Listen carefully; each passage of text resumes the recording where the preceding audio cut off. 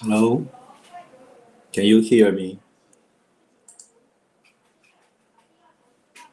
Give me some response, please. 可以 Hello? 可以，听得到。Okay.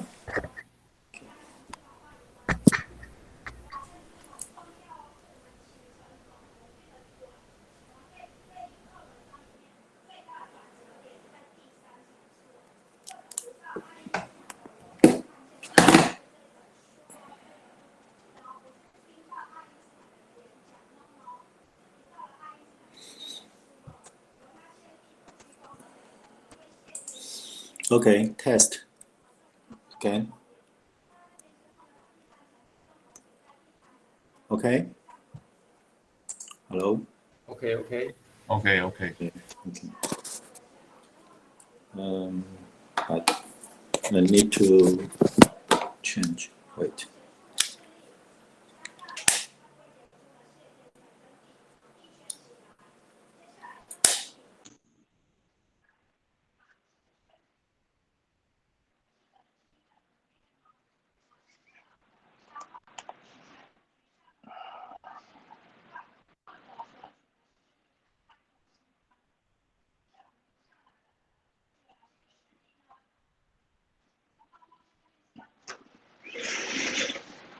Okay.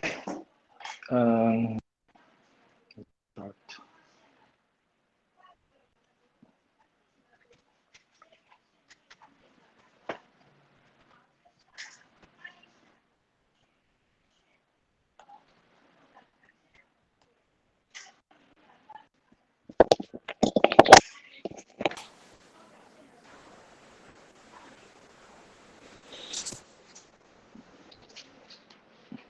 Okay, so in chapter 4,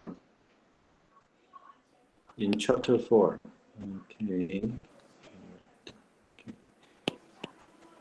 In chapter 1, we try to discuss the EM waves, okay? This is what we learned from the POSA chapter 1. And in POSA chapter 2, we just finished this part last week. This is about the transmission line theory.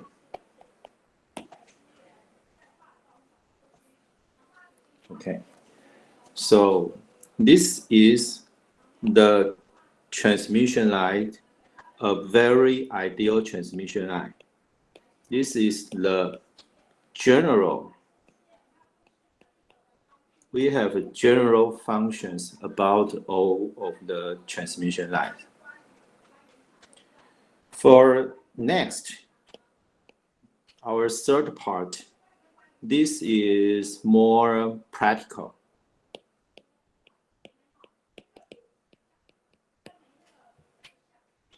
We will use the theory from chapter 2. Actually, the theory in chapter 1 can be applied to chapter 2. And in chapter 3, we have more practical discussions from the chapter 2. Okay, so before we start, I want to ask you a question from the Zuvio. Okay, I want you to please open your app, Zuvio app. I want you to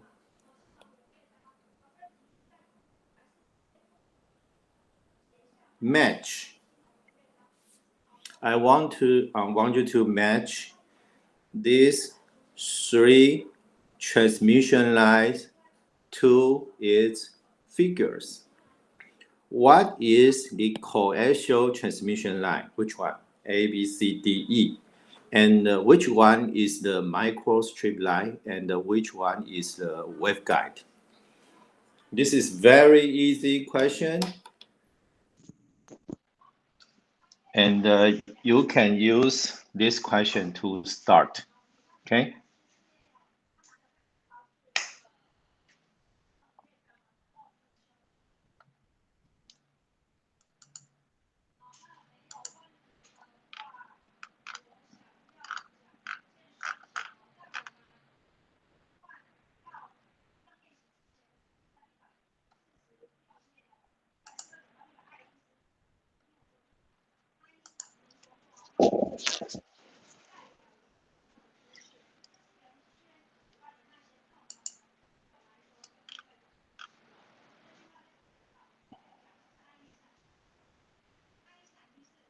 谢博弈 can you finish, right?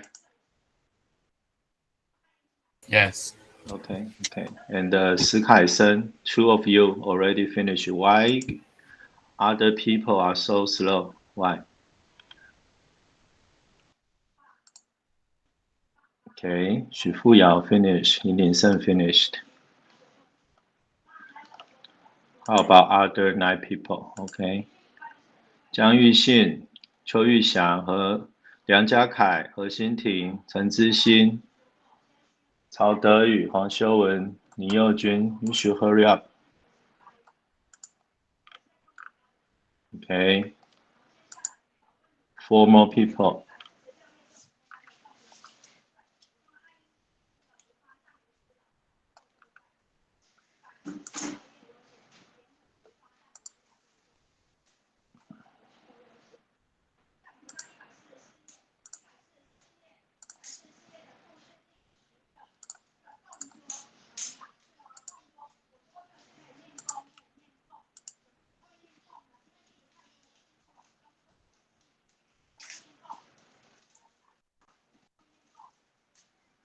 Okay. You can see who else haven't done yet. 邱玉祥、陈之新 hurry up. 之新 you are last one. 准备上传。Yeah. You should hurry up.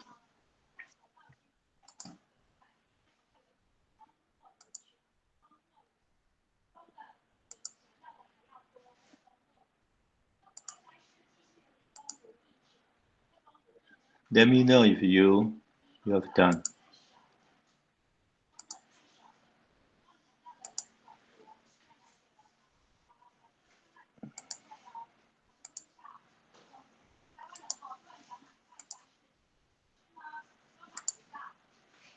Okay. Let's see how many people can answer this. Okay. So let me see all the answers.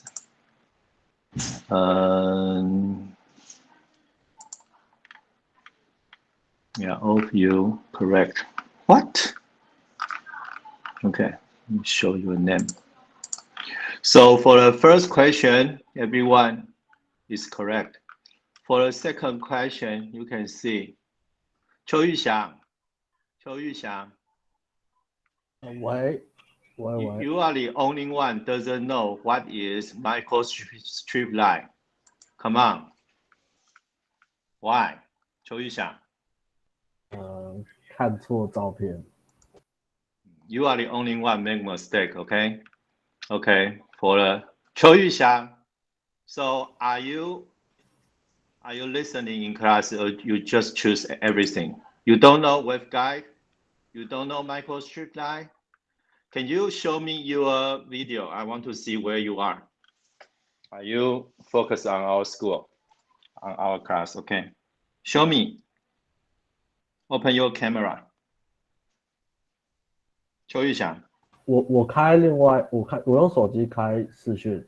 So you don't have a big screen, right? You have only. 就是我现在用电脑上课，然后 Okay. 我可以用手机开视讯。对。 Okay. And also, 许富瑶、曹德宇, you don't know waveguide? You don't know what is waveguide? 许富瑶、曹德宇. 我选错了。 Of course.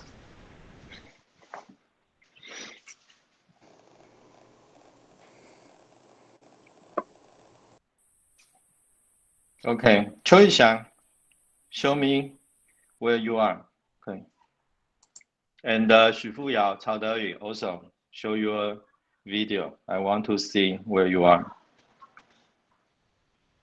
It is very ridiculous that even this easy question, you guys make mistake. How can we start? Okay. So 邱玉祥, okay. I want to see you. See your face. OK 好。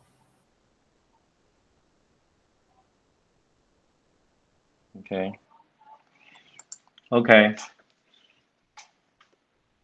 Don't make mistake, okay?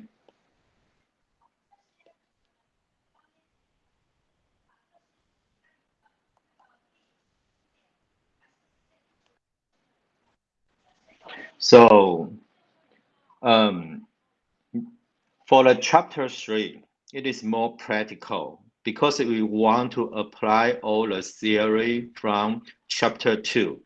In chapter 2, it is a very general questions about our high frequency transmission line. It is a general one. We connect our transmission line to a load, but we didn't tell you what types of transmission line is this. Okay, we don't know what is this. We just know we connect a transmission line to a load. This is the only thing we assume in chapter 2, okay? And in chapter 3, we want to make it more vivid. We want to make it more practical. We try to use some special cases, actually the more practical cases as the transmission lines in what we discussed in chapter 2. There are 3 very common types of transmission lines. For the first one is coaxial transmission line. This one is in TEM mode. This one is in TEM mode. And the answer is number A. Number A, most of you are correct. And for the microstrip line, this is C. This is what we used in our lab. Most of you have the contest. You make your own circuit. You use microstrip light. This is not a TM mode. For this transmission line, this microwave transmission line, this is quasi TEM mode. Means it's not quite TEM mode. There are many numerical solutions for these types of transmission line. Okay. For the last one, micro waveguide. For the waveguide, is this one. So there are 3 of you make mistake. For a waveguide, it is very different because for the waveguide, it has only one metal. There is no signal line, and it's like a square whole metal. There are 3 different places, and your E and the H field are inside this transmission line. The waveguide does not support TEM, no TEM, and no quasi-TEM. We will discuss what is TEM maybe today. But before we talk about a lot of math problem, we will try to understand more from these 2 probably easier case. For the waveguide, it is more complicated. Okay, for the chapter 3, but I will spend a lot of time to discuss the coaxial cable or coaxial transmission lines and the microstrip lines. Okay. Oh, this is an introduction for today's class. Okay, so because you know the questions, right?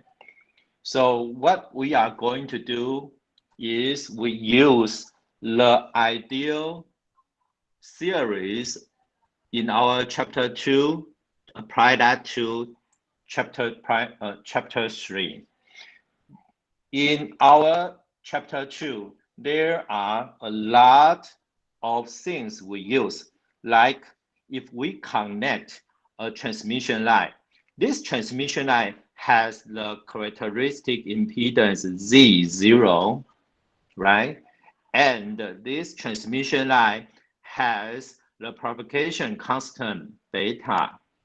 And this transmission line has the length L. This is what we use in chapter 2.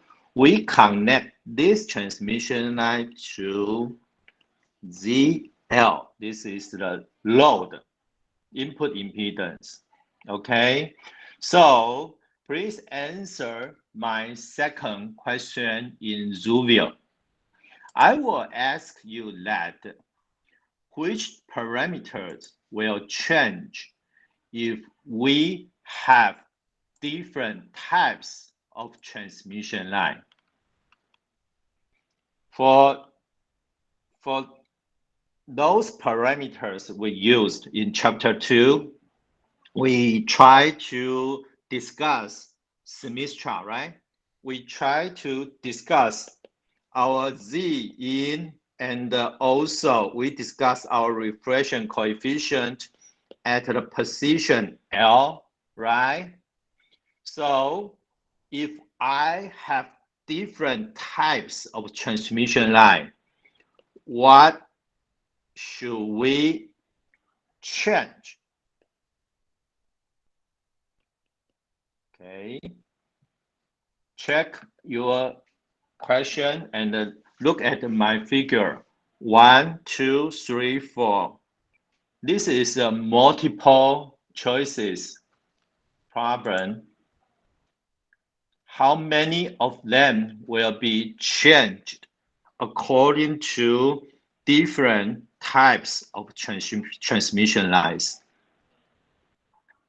We have at least 3 types of transmission lines, right? Coaxial transmission lines, microstrip transmission line, waveguide. This is a multiple choices question, okay? Choose more than one answer. 谢博弈, do you want to change your answer? 谢博弈, Hey. do you want to change your answer? Multiple choices. What will change according to different types of transmission line?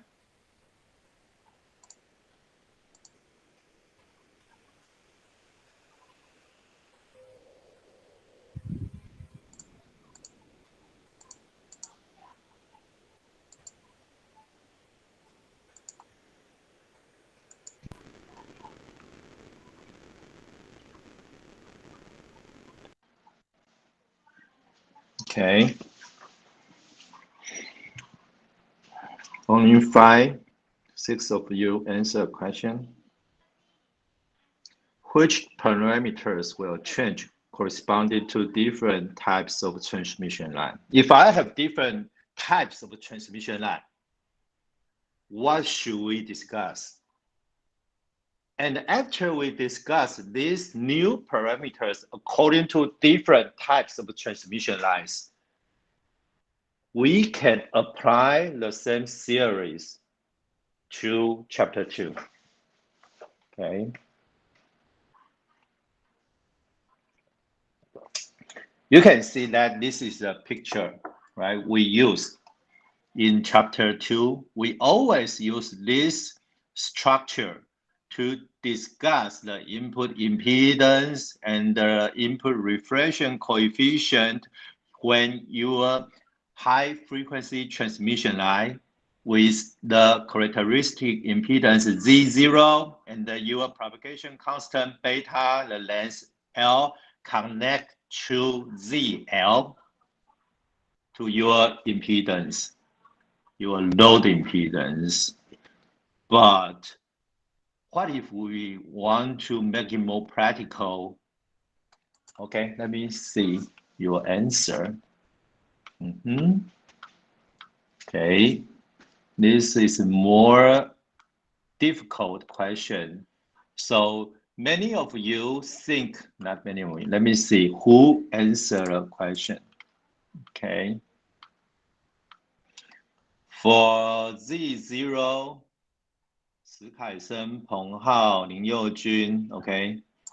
9 of you, 69% of you, okay.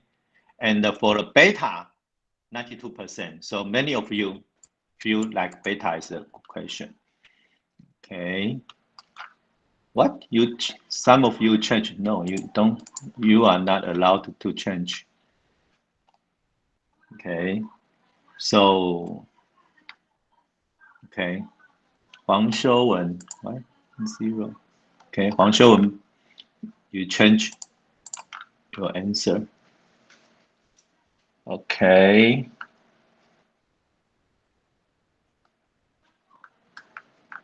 So, the answer is for different types. Okay, let me show you let me show you my answer. Some of you think L is changed, but actually L is just L. It is very simple. For L, it is simple. For L, it's very simple. The definition of L is the physical length of your transmission line. If that is a straight line, it should be easy, okay?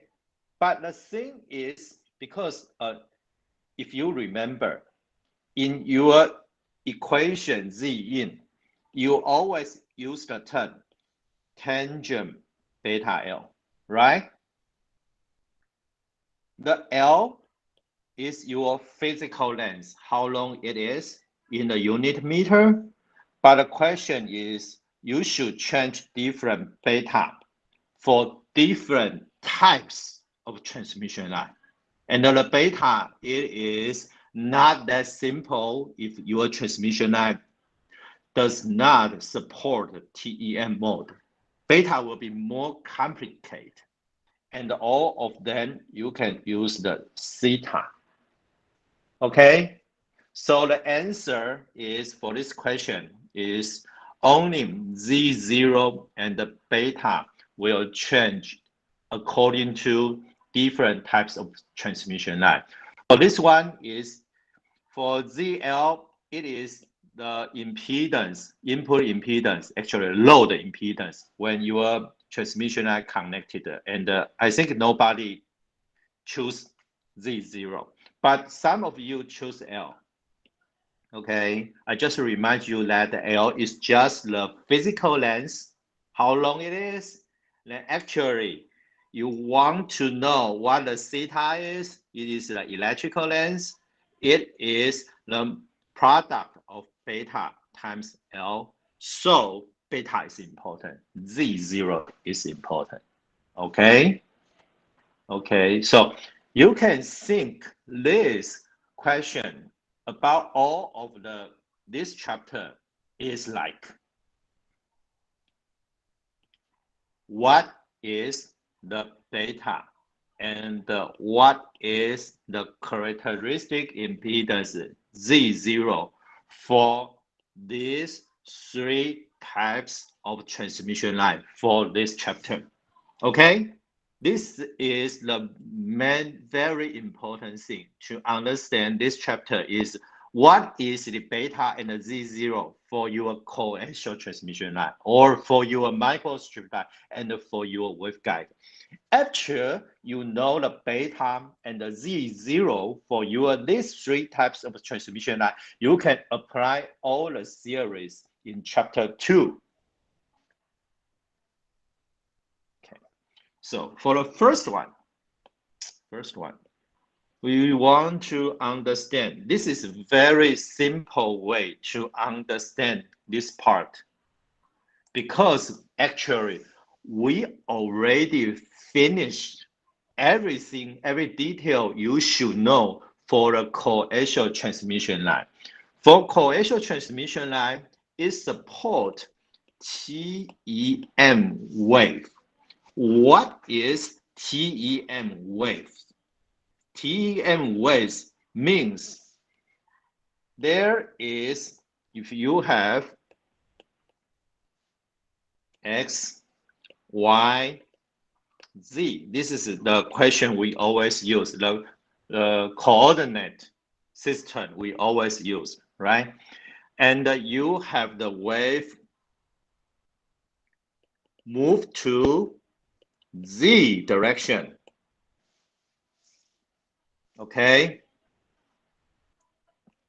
Your total E field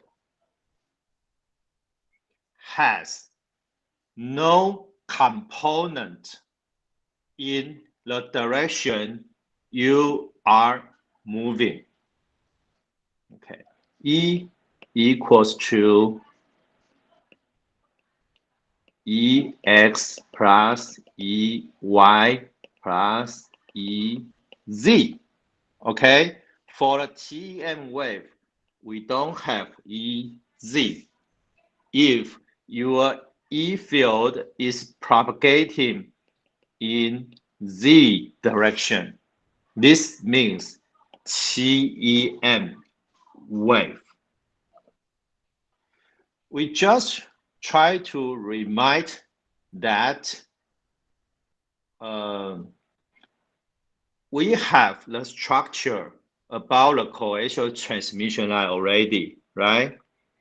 And for the inner radius A and the outer radius B, according to the equation we used for the unit inductance and the unit capacitance, L and C, L equals to mu over 2 pi times natural log B over A. And the C equals to 2 pi times, this is, we use epsilon R over natural log B over A. We use these two equations and we can obtain this one if R equals to 0 and G equals to 0.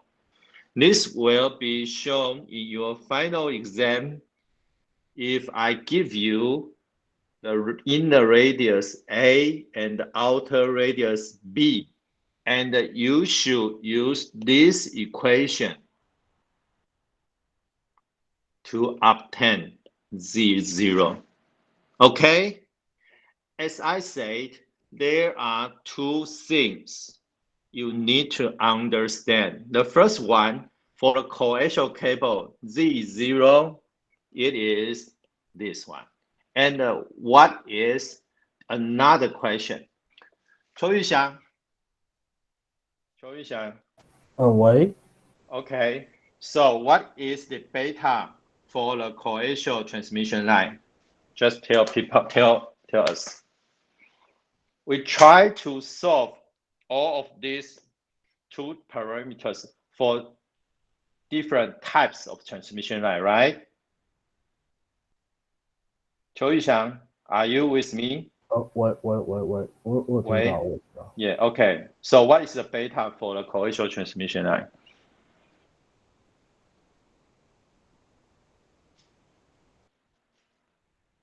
Tell us the answer.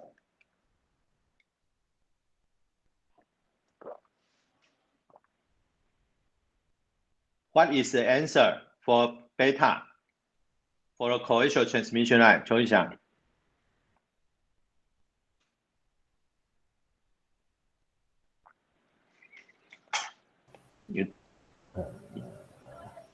Is the Okay, you can use Chinese, it's fine. Give me the answer. What is the beta? Beta 是你是说要讲公式吗？还是 How can you?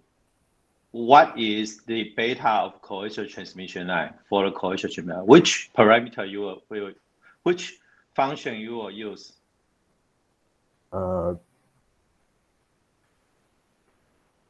What is the mode for coaxial transmission line? What is the mode? mode. So you are totally don't understand what I'm talking about in this class, right? It is ridiculous to let you pass this class, right?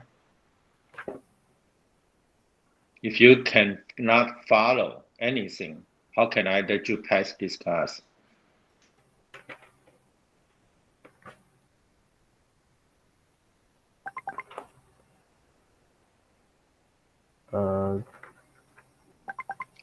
So who try to help you? Let me know. Use the line. Tell me who use line to tell you the answer. Who? 谁正好现在正在传答案给你，跟我说。这么好的同学是谁？不是答案，是他的一个赖的一个广告。然后我知道贝塔是浪达2%拍，但是我不知道你想问的是 If we have a coaxial line, OK, coaxial transmission line 它上面是什么模态？什么模态 ？What kind of mode is the coaxial transmission line? What are the difference between these three types of transmission line? Tell me.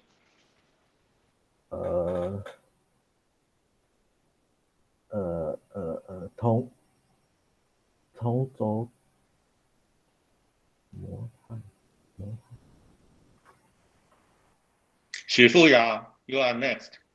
Okay, Choi Shai, take your point out. I will ask you, all of you, until I got my answer. 许富瑶。喂。Tell me, what is the mode of coaxial transmission line? 那是同轴传输线嘛。What is the mode? 什么 mode？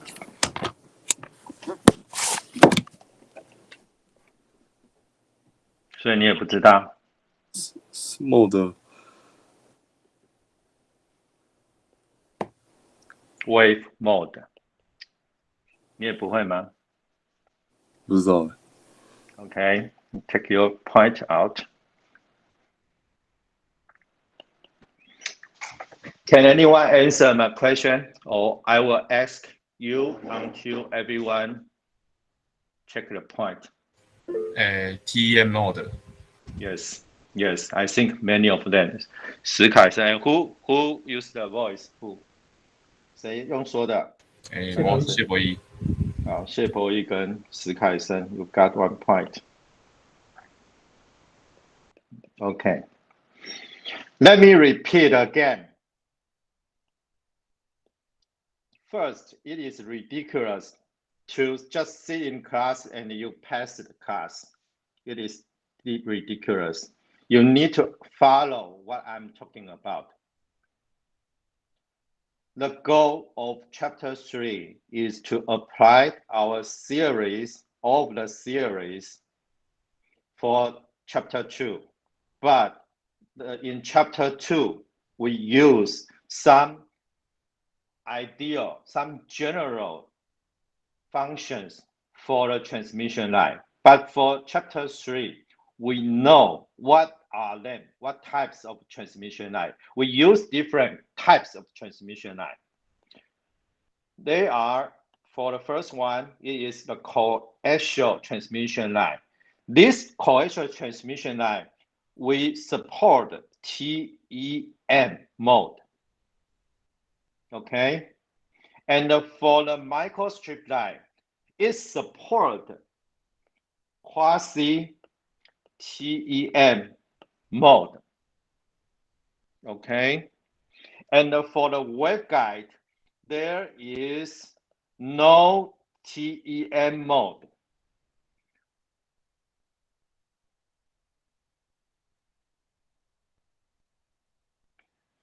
邱玉祥。邱玉祥。喂，是。Okay, so what is the mode on the coaxial transmission line? 我知道 TM mode 是就是平面波，就是它的那个。No, I am asking you, what is the mode? What kind of mode is on coaxial transmission line? What kind of mode? Which mode? Okay. 许富瑶 what is the mode on microstrip line? Quasi TM mode. Okay, good. Okay, those are the questions I'm asking you. Okay, 许富瑶 so what is the mode on the waveguide? 许富瑶 one more question. 它没有 TM mode. Good. Okay, so hope you now understand. Okay, good. Okay, so back to my question again. I try to derive all of the Z0 and the beta for these three types of transmission line. Okay, 曹德宇, because you make mistake, so I will ask you question. What is the characteristic impedance Z0 in the coaxial transmission line? What is the answer for Z0? 曹德宇。是。What is Z0 in coaxial transmission line? How to calculate Z0? According to, if we have the structure, the radius A, inner radius A and outer radius B, and also epsilon R for the subject dielectric constant. If we have these three parameters, what is a Z0? 那个根号 mu 除以 epsilon， 然后乘上 natural log， 然后增数是 b 除以 a， 然后再分之2排。So now you are following. That's good. This one, right? 对。Okay. So what is the beta? 它会等于 k. Yes. Good. Because this is a TMO, right? But what is k? Give us an answer. What is k? Omega 乘上根号 mu 乘上 epsilon. Okay. Okay. Very good. 曹德, you can obtain 1 point. Okay. So that's it. I finished to tell you about all of everything you are supposed to know for the coaxial transmission line. What you need to do is you use the equation here, and this is Z0. It is a characteristic impedance. And also, you know beta equals to K because this is a TM mode, and the K equals to omega times square root of epsilon, mu epsilon. And you got everything you need to find other things you want. Then you can apply. You have this one and this one, and you can apply back to everything you need, like your Z in and in a gamma for your coaxial transmission line, because this is TEM mode. So this is very easy, very obvious. Okay, we try to simplify the question to that you can use and that you understand. This is for a TEM mode for a coaxial transmission line. And the thing is, okay, what is the coaxial connectors? There are many structure of the coaxial connectors, and there are many companies they cooperate with our lab. So inside this, there are many kinds of different connectors. The different things is there is an angle. This angle, so they are more complicated according to the different frequencies. But simply you try to simplify the question is you just regard this like there are two kinds of metal, and you use the inner radius and the outer radius A and B to calculate the Z0. Okay. For the beta, supposed to be very easy. only depends on your frequency and your material, mu and epsilon. Okay, and here is a factor. There is a fun fact. Fun fact. We always hear about 15 ohm, 15 ohm, right? But why 15 ohm? Why not 100 ohm? Why not 30 ohm? Why not? Why not? Because most microwave hardware, it is around 15 ohm system. If we use a microwave hardware, we always use the 15 ohm. 15 ohm is a great compromise between power handling and low loss for air dielectric coax. What is compromise? Compromise. We need to understand this one. Can anyone tell me that what is compromise? No? 妥协. Okay, in Chinese is 妥协. Okay, it is a great. 它是一个很大的妥协. Okay, there are two good things if you want to have a cable, right? But this is for if you have an air dielectric coax. What does that mean, the air dielectric? Which means epsilon equals to epsilon 0. If your material in there, this is not Teflon, this is just air, you use epsilon equals epsilon 0 because inside there it is just owning air. You use this answer to find out what is the power handling. For this picture, if for the maximum power, you use different Z0, your maximum power is at Z0 equals to 30 ohm. And it can have the maximum power, and for that maximum voltage for this kind of table is close to 30 ohm. Okay, and if you try to calculate the Z0 and the loss, this is a loss for 77 ohm.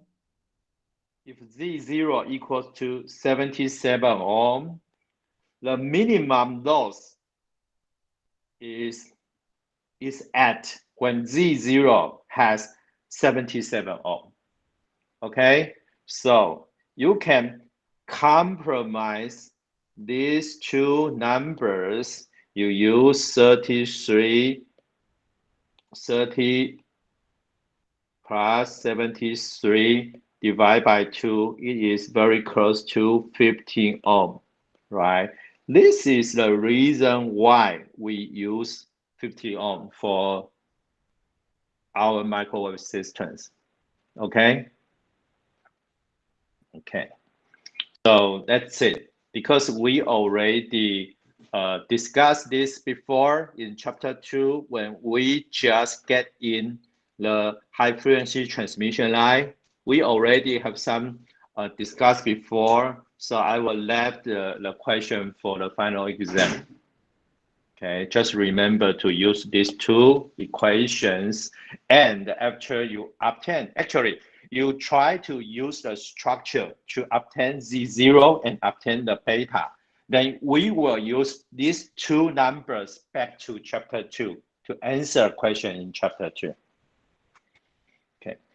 Okay, so finally, we try to introduce something about the microstrip line.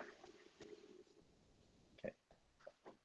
So for microstrip line, as we just said, this is a quasi TEM mode. This is a quasi-TEM mode.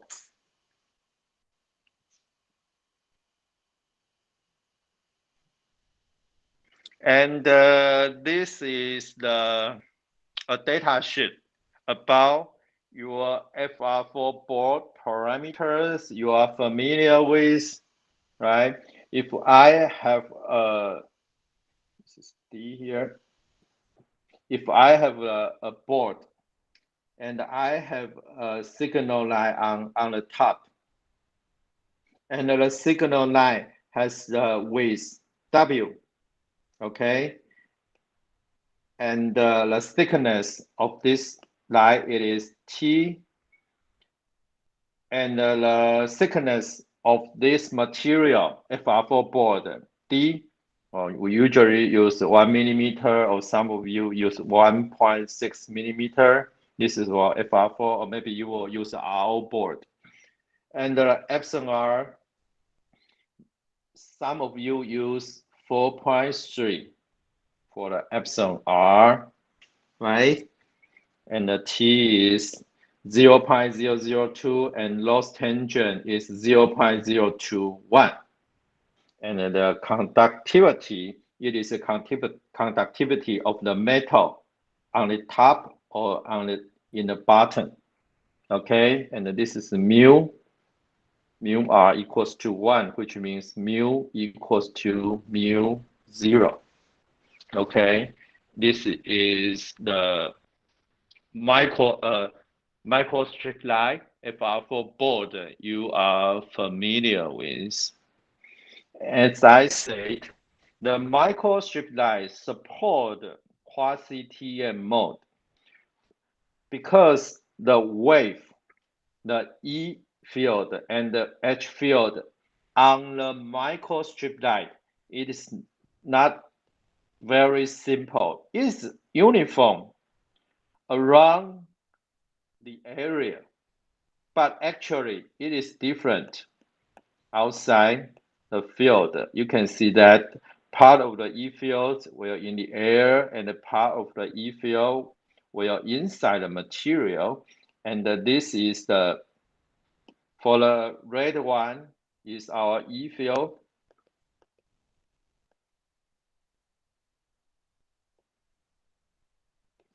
And for the blue one, it is the H field. Okay, and it is quasi-TEM mode. It's more complicated. So how to derive, how to obtain? We try to obtain the Z0 and the beta for the quasi-TEM mode, for the microstrip line. What is that? What is the difference of that?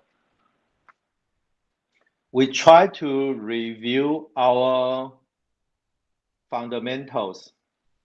Okay, first, our K, when we derive our wave equations, we try to define omega squared times mu epsilon equal K squared. I hope you still remember. And we obtain K. Okay, we obtain K. So K equals to omega times the square root of mu epsilon. This is our review from chapter 1. What is the mu? It depends on the material. Well, we usually use mu equals to mu 0 when it is the air. And what is the epsilon? Epsilon equals to epsilon R times epsilon 0. Okay. If this is air, we use epsilon equals epsilon 0. Okay. This is our fundamental, what we obtain from the K equals to omega times square root of mu epsilon. If this is the TEM mode, if this is the TEM mode, this will happen. K equals to beta, and this equation is true. Okay, if this is TEM mode. But for our microstrip light, K is not beta. For quasi-TEM mode, it is not true. So we try to understand what can we use for microstrip light. Okay, first, we try to assume a new parameter, which is K0. If K0 is the wave number for air, so you can use K0 equals to omega times the square root of mu 0 epsilon 0. Okay? If K is for the air, this is only air. There's no other material, or you can say it is for the free space, the vacuum. Your material is air. You use mu 0 and epsilon 0. And the wave number of that is K0. Okay? For the TEM wave we tried to use before, because your beta equals to K, right? So you can obtain, actually we did this calculation before. You obtain your beta equals to K0 times the square root of epsilon r. So far, it is old. This is the older derivation. We know the propagation constant in the material is equals to the square root of the epsilon r times K0. This is what we already derived in chapter 1. You should still remember what I'm talking about so far. And also TEM mode. Vp, your phase velocity equals to omega over beta. If that is a TEM mode, because for TEM mode, beta equals to the square root of epsilon r times K0, that means for the TEM mode, your Vp equals to omega over the square root of epsilon r times K0. And this is for this part, the blue part, it is C. This is, what is this? What is C? I want to ask you if you guys are following. Okay, wait, just don't say anything. I want to open a question. If all of you can answer the question, I want to know if how many of you can follow. Okay, we can take a break and answer a question, and we will come back in 2:30. Okay, we'll come back in 2:30. Answer the question for what is C. If you cannot answer a question, I will ask you more. Okay, let's take a break and come back at 2:30. See you guys later.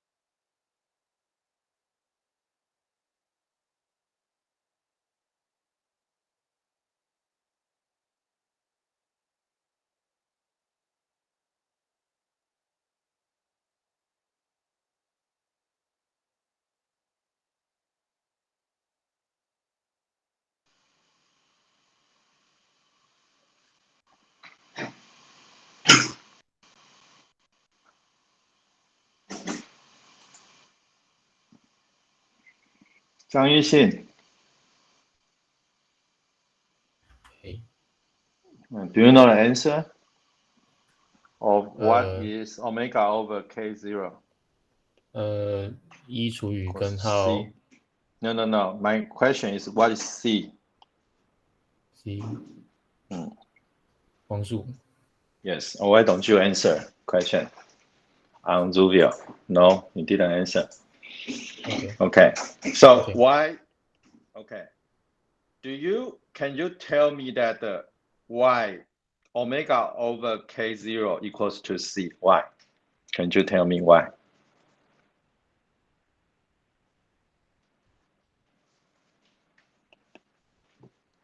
Zhang Yixin, 嘿 why? Why 呃 C is omega over k0? Why? How do you know? K0 是 omega 乘以 mu 跟 epsilon Right? yeah And for the air, it is that omega mu 0 mu epsilon 0 0. 对 So you can obtain that C equal to the square root of mu 0 epsilon 0, and those are the numbers, and you can obtain the answer. It is 3 times 10 to the power 8 meter per second. Yes. Okay. OK So this is for everyone. You can obtain these equations for TEM mode, and you can also obtain your phase velocity is this equation. Okay, this is for TEM mode. This will be true. These equations will be true only when k equals to beta. Okay, if k is not beta, these results are not true. Okay, for the quasi-TM mode, those answers are not true. We will use two different types of beta and the phase velocity. The beta will equals to the square root of epsilon e times k0, and the phase velocity vp will equals to your speed of light over the square root of epsilon e. And this is very similar, right? Very similar. This is for a quasi-TM mode. And the epsilon e is effective dielectric constant. This is effective. You will use that for quasi-TM mode. And here is a very simple form of epsilon e. Okay, you don't use just only epsilon r. You use epsilon e for that case.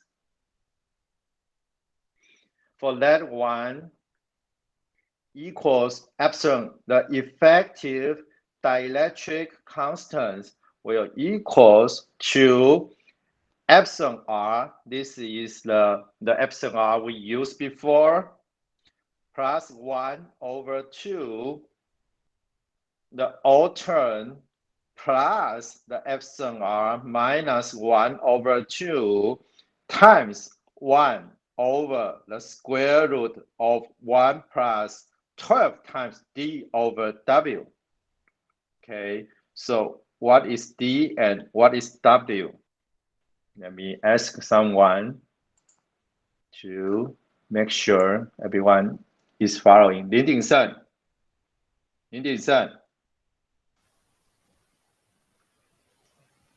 are you there? Right. Okay.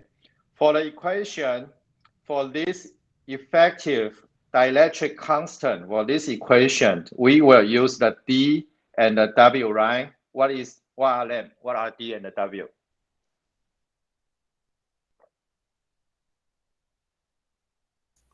板厚跟线宽。 Yes. Which one? Just D 呃 is D 是板厚， yes. And W is 线宽。 the width of the microstrip. Very good. I'll give you 1 point. But you didn't answer my question in a Rubio. That's why I asked you. But you are following. Okay. So okay. This is a simple form of effective dielectric constant. Simple. Very easy form.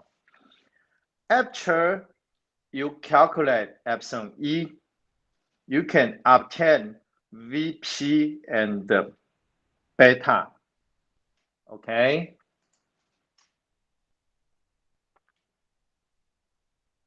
And also, we will need not only beta, we also need Z0. We also need Z0. And here is the simple question. If you know the width, you know the thickness D, and you know the width of your microstrip line, you can obtain your Z0, your characteristic impedance from these two equations. Why are there two equations? Because this is a numerical solution. When your omega over D, the ratio of omega to D is smaller than 1, you use the first equation. If your omega over D is larger than 1, you use the second equation.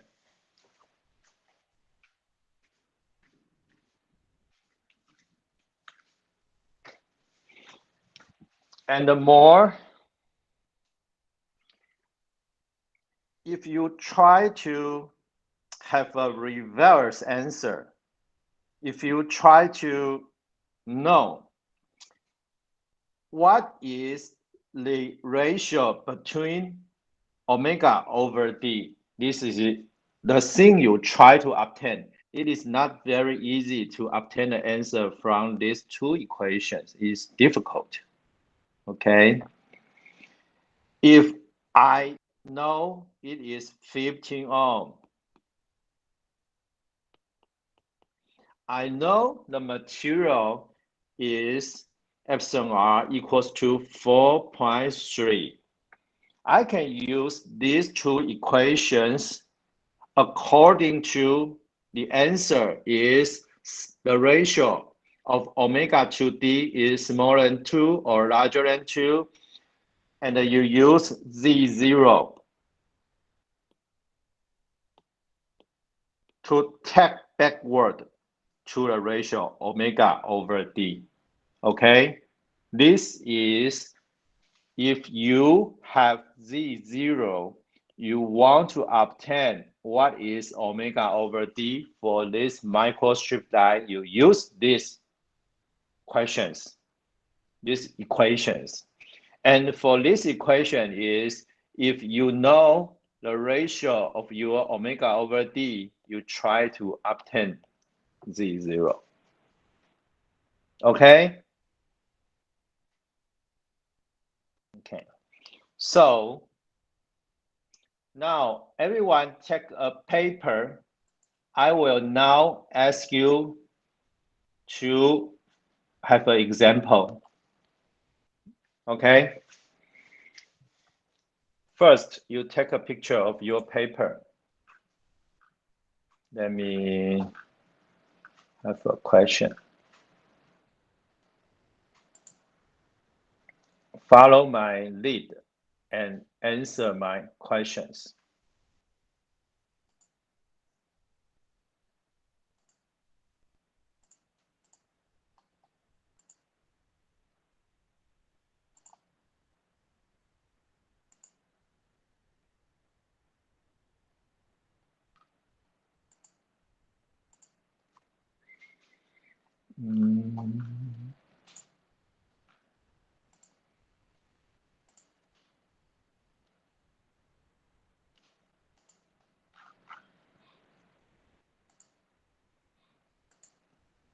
Okay. So if you already get your paper, you try to take a picture, you try to obtain, but I will just give me a moment. Give me a moment.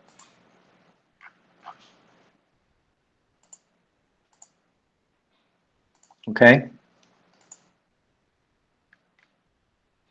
Upload your paper to show you are ready now.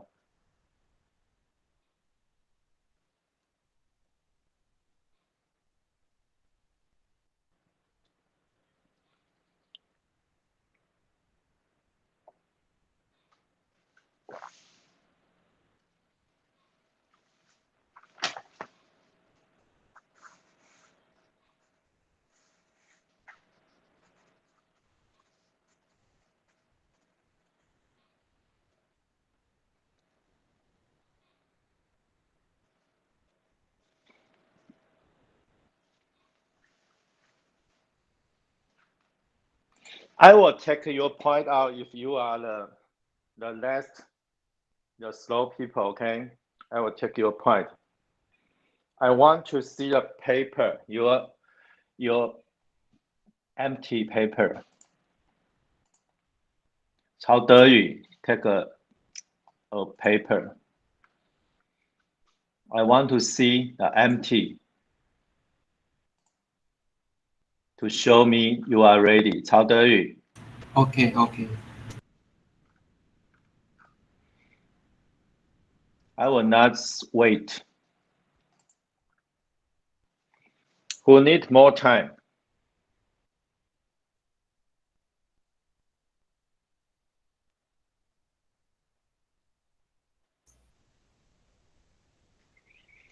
Yang Jiakai, Zixin, I give you 5 seconds. 5, 4, 3, 2, 1. Okay, Zixin, I'll take your point out, okay? You're too slow. Zixin, you there? 有 And 请问听得到？有，但是你太慢了，所以被我扣分。你要快一点。好，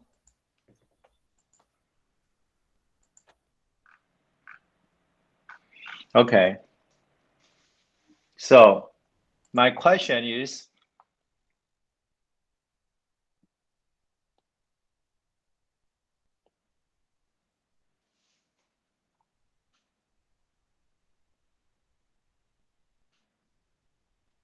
what is the characteristic impedance Z0 for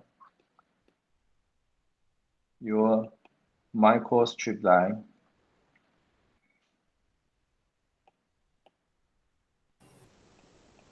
the width of the microstrip line is 1.9 millimeter and the thickness is 1 millimeter. I want to see all your equations. You use the equations I gave you, and the epsilon r is 4.2.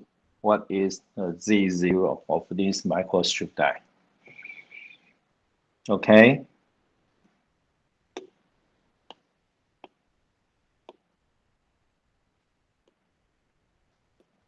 show me your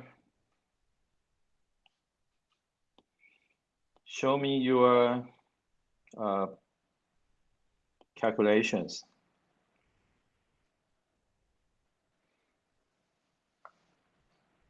And upload the answer as quick as possible.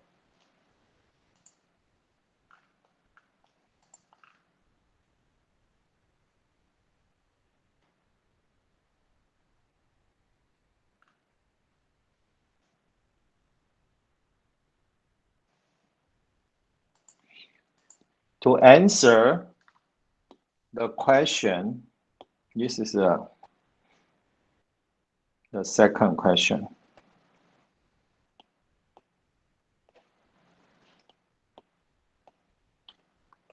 You need to give me your first answer about epsilon E. Okay, the epsilon E is, I will use this.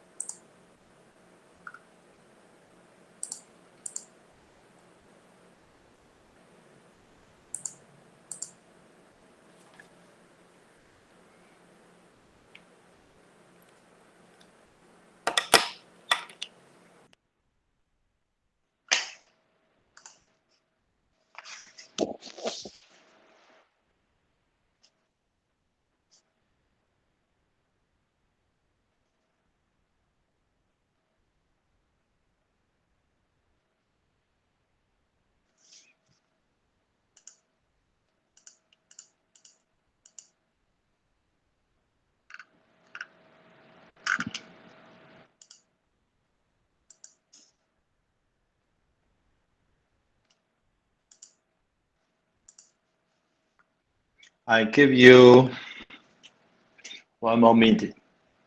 许富瑶 you there? 在。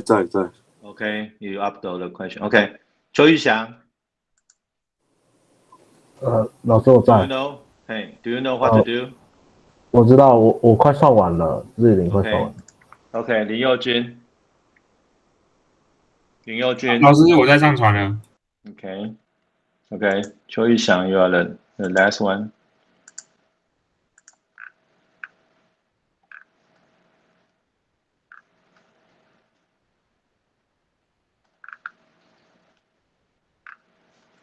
It is I think a good thing to use the online class.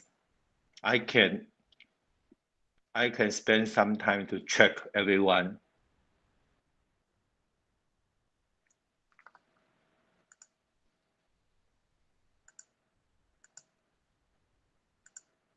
Chou Yishang, you are the last one. How much time do you need, Chou Yishang? 在1分钟。Okay.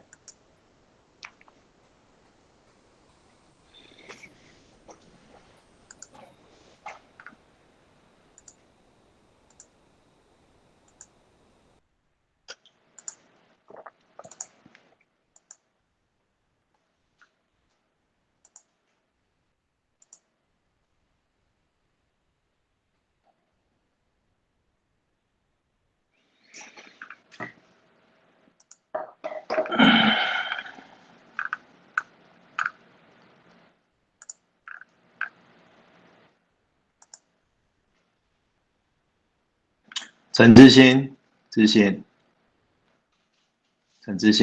有我算错了，现在重算。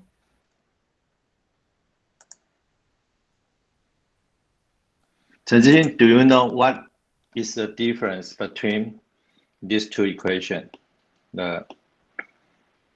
This one and this one. Do you know what are the difference? What is the difference between them? Do you know that? 是指说他们两个不同在哪边吗？Yes. 一个是要在那个线宽除以板厚小于1的时候用，一个是要在线宽除以板厚大于1的时候用。Yes. Okay. So everyone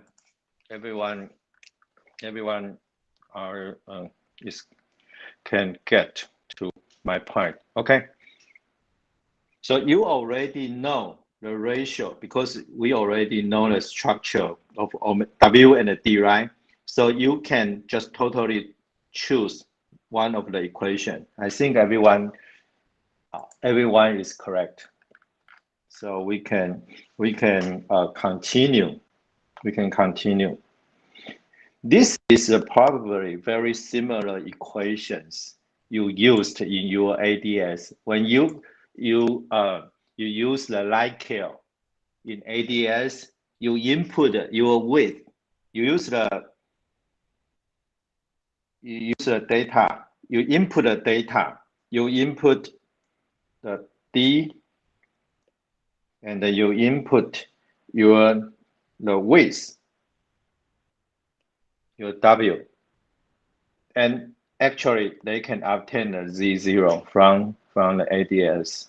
Okay, probably this is the most simple form to obtain your characteristic impedance. And also because you have the epsilon E, you can also obtain your phase velocity VP, and also you can obtain your propagation constant beta.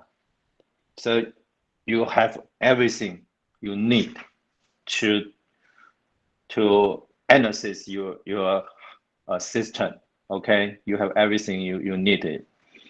Now, but there is always a but. But this is as I say, this is very simple. This is a very simple form of our microstrip die. This is not true for the real microstrip line. For the real microstrip line, epsilon E is not just equals to this one. Okay, your epsilon E, the equation of epsilon E here, it is for very low frequency, F equals 0. Okay, you feel shocking, right? Because this is for the frequency equals 0, and your effective dielectric constant is can use this equation. This is not true for high frequency transmission line. This equation only for very low frequency. This is approximate epsilon E. Your epsilon E, it is a frequency dependent function. You should use this function for a higher frequencies, okay? But sometimes we will use this equation like what you did, you obtain 15 ohm, right? It is very close to, you try to simulate your circuit. It is very similar, right? You use these equations, you obtain, okay, it's close to 15 ohm, it's good enough, but actually this is not accurate enough. For your epsilon E, you should use this equation. And this equation, your epsilon E, if that is a frequency dependent, epsilon E, so this is a function of frequency, it will equals to this equation. The equation you use is only for this part, okay? And you will also use the epsilon R, maybe you use 4.2 or 4.3. And the most complicated thing is this function of G, the function G of frequency. This is, it is more complicated. There are various forms of function, capital G. There are many different function G, okay?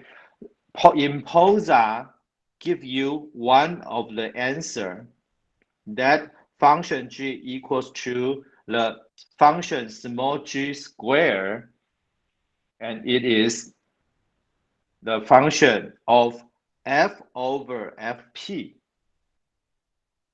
This is more complicated. And for a small g function equals to 0.6 plus 0.009 times your characteristic impedance. And for the fp equals to 0 over 8 times the pi times the d, which d you will use the unit in cm and centimeter, okay? So you just put everything back to obtain your function g of f, and you use this equation to obtain your epsilon E, and this epsilon E, the effective epsilon E, it is dependent on frequency. Okay, this is a more accurate effective dielectric constant. This form is more accurate. Okay, but I will not have the question in the final exam about this. No, this will be, I will not use this. This is more complicated. I think for most of you, you will be asked about the question I gave you like this. Okay, this is good enough. But for if you want to take a master degree, you want to have a research, you will use a more accurate form to calculate your effective dielectric constant, which is frequency dependent. Okay, so this is just a basic introduction about your frequency dependent effective dielectric constant. Okay. After that, because you already know the relationship between your geometry and your epsilon E and epsilon R, right? So I want to introduce you something about if I can obtain, if I have two different transmission line, right? The different transmission line, I have L1 and L2. And the difference of this transmission line equals to delta equals to L1 minus L2. This is a difference of the physical length of transmission line corresponding to the difference of the phase. If that, I will use the relationship between these two, between delta L and the delta theta, and I will try to obtain the epsilon E. Okay, so now I will ask you a fundamental question we already knew in chapter 1. Okay. Now, I want you to upload your equation of theta, the phase. This one equals to something. I want you to give me this answer. If I have a transmission line with the length L, what is theta? Show me the answer. There are something maybe you should know before that, but I just don't give you any condition. Just tell me, if I have a microstrip line with the length L, what is the phase theta? Okay, now upload your answer in the same question.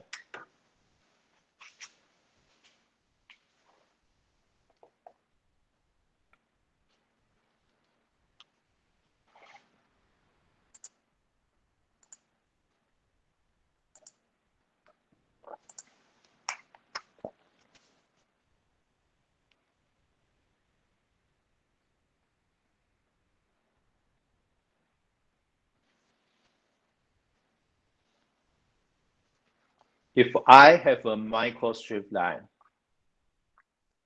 L, what is the phase theta?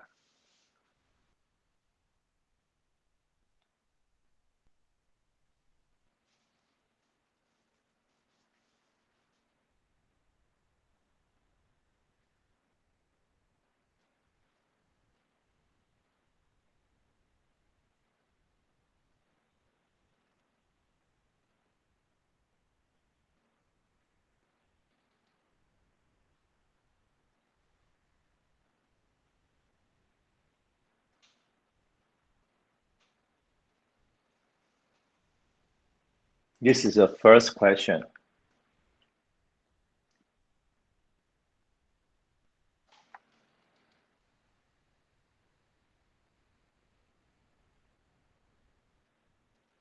Mm-hmm.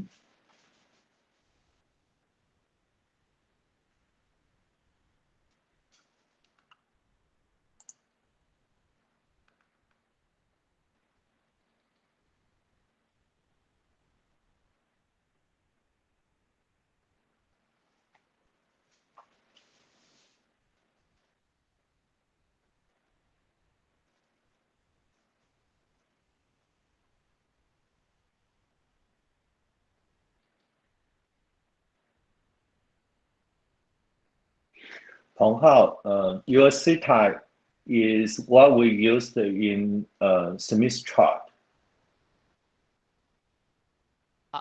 哦 No, that is when we use Smith chart, we use that.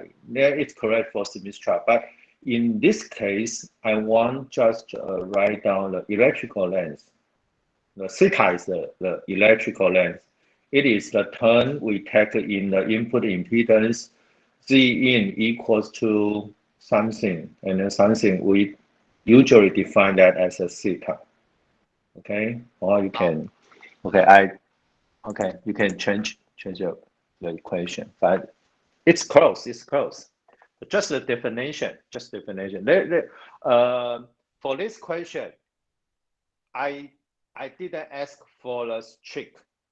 I didn't ask for a strict answer. I want you to remind what is the theta you usually use. The tangent theta. What is tangent theta? It's when I have a line, a microstrip line. What is the tangent theta? Tangent theta means tangent theta equals to something.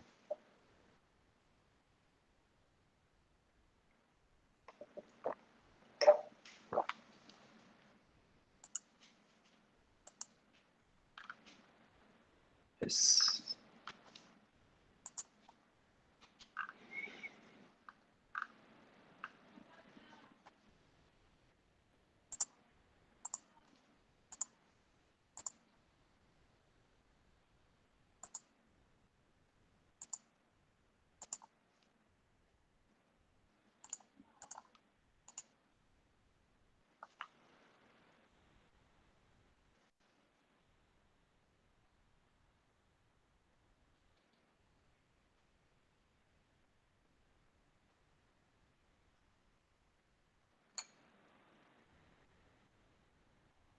Okay, you can see who haven't answered a question yet. 邱玉祥、杨家凯、曹德宇、林佑君 ，Hurry up!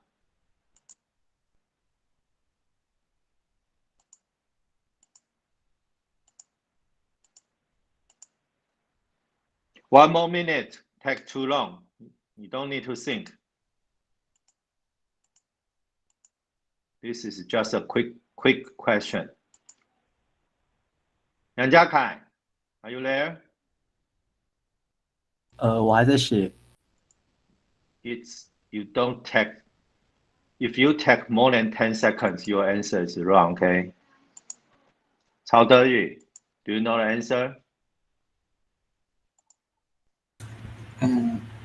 我不知道这是不是对的，我在上传。Okay.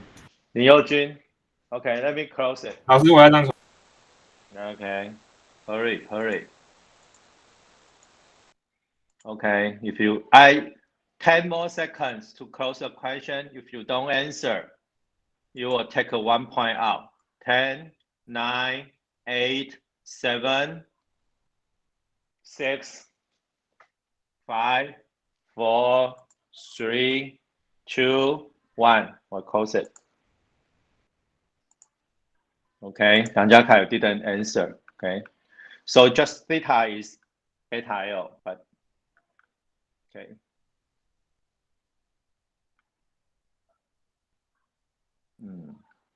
As I said, if you think too much, your answer is wrong. Okay, Chou Yuxiang, you think too much. I want to, yeah.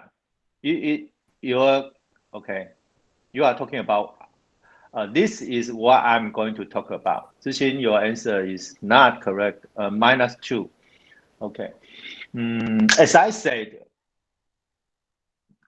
this one, Hong Hao, 2 minus 2 beta L. This is because it is easy for us to use the Smith chart.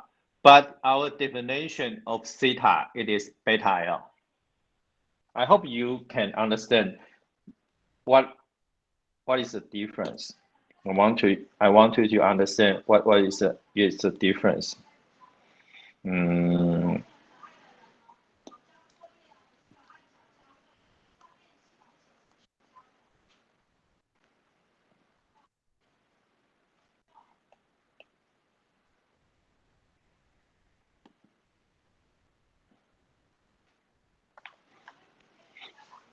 Your definition of theta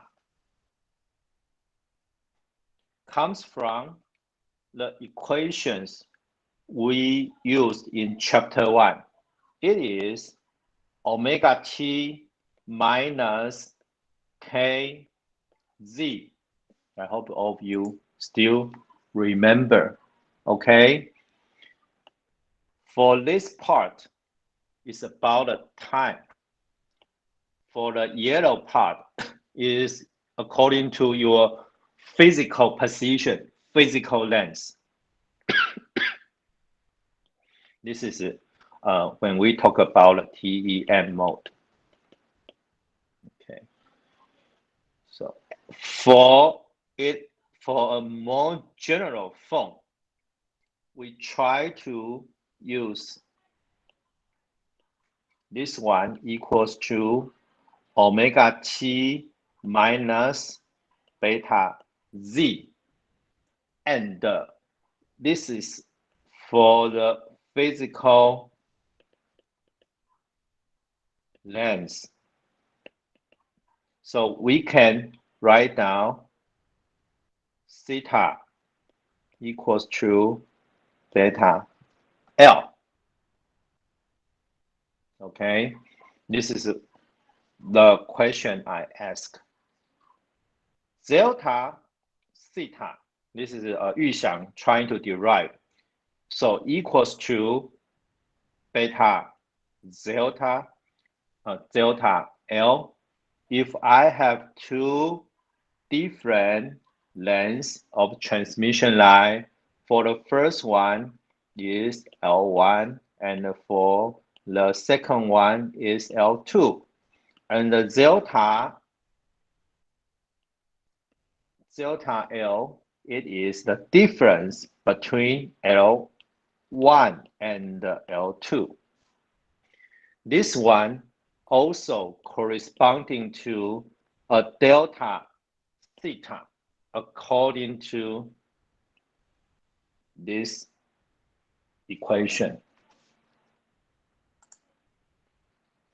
Okay. Now, how can we use this equation to derive the effective dielectric constant? How?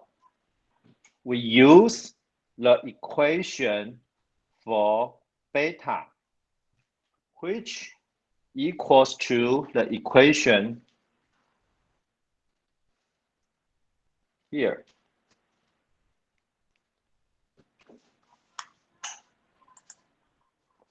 Because we know beta equals to K0, which is a constant, will not change, right?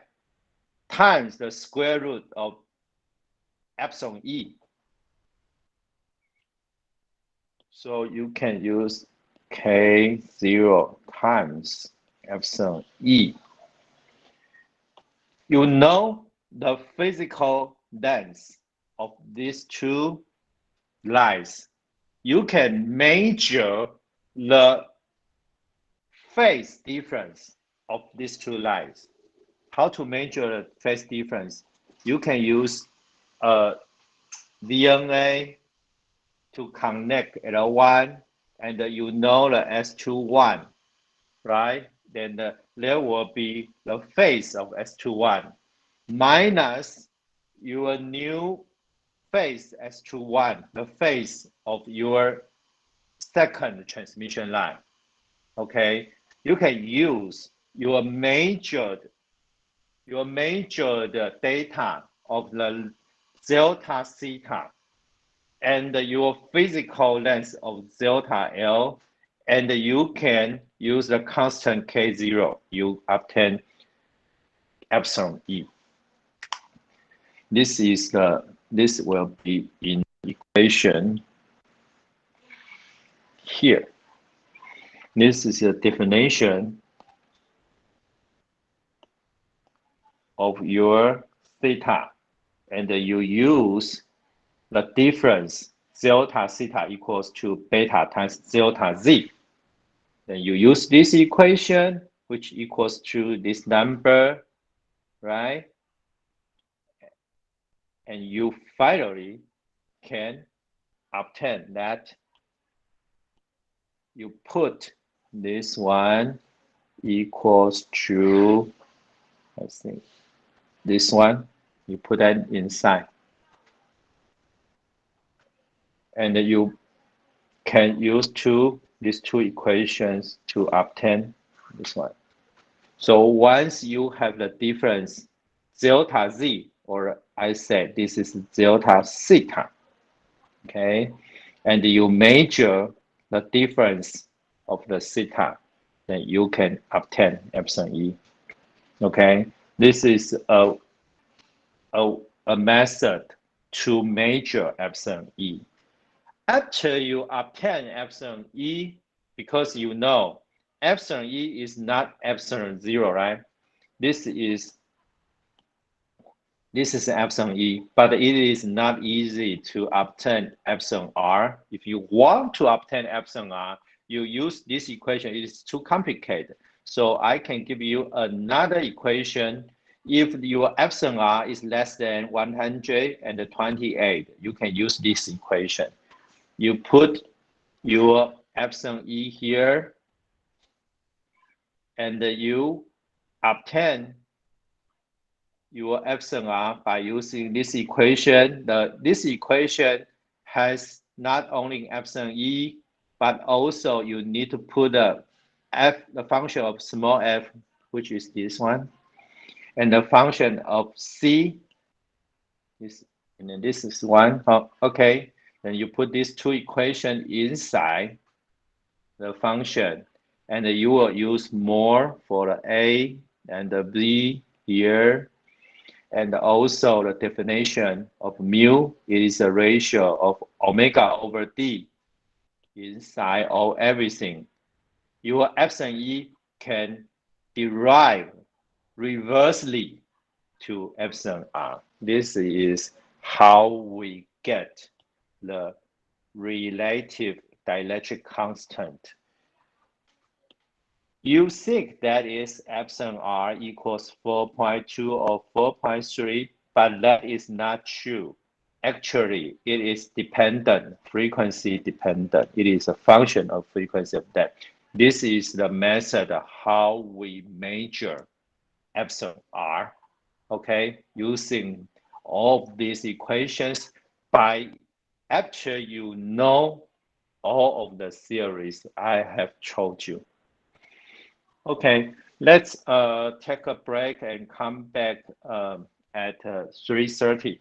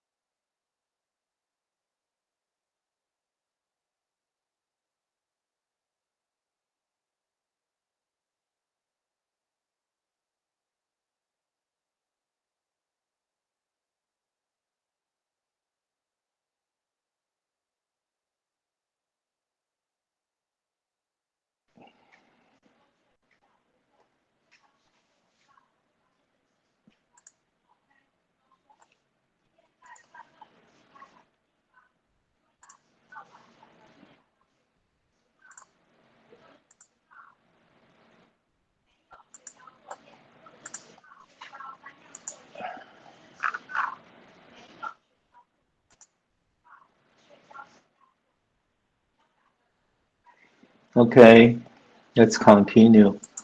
I will make a summary. 陈之欣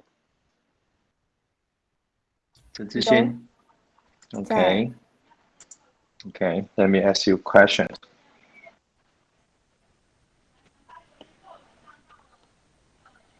So for today's class, we try to have a more practical way to discuss about our high frequency transmission line.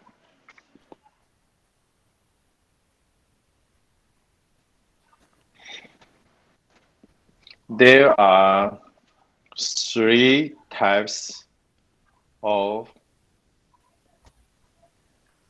transmission lines. How many kinds have we already introduced for this transmission line? Which one we have already done? We have already introduced. 是指已经讲完的。Yes. 后那个 coaxial 已经讲完了，然后 microchip line 也说完了。Okay, good.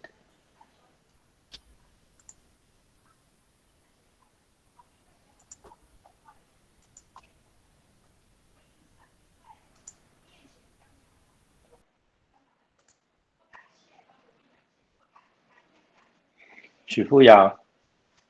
也在。Okay. What is our main purpose? What is the most important thing in our today's class to derive for coaxial transmission line, microstrip line? What is the most important things we need? What's the difference between our today's class and chapter 2 and chapter 3? What is the most important thing? 最重要的。What is the goal? What do we need to obtain for the coaxial transmission line? Yeah. What is that? Epson that is one of the important things. But what do we need? This is for chapter 2, right? Right? Yes. But for chapter 2, which part we don't know yet? Which parameters? I already asked you a question. Which parameters you don't know? It is depending on different types of transmission line. You will need to know. Yes, this is one of the things. And is that all? 看一下 ，beta 吗？ Yes. Okay. Okay. Good. So you need to obtain Z0 and the beta for all of them. Okay. Shifuya, good. Okay. I will ask more people about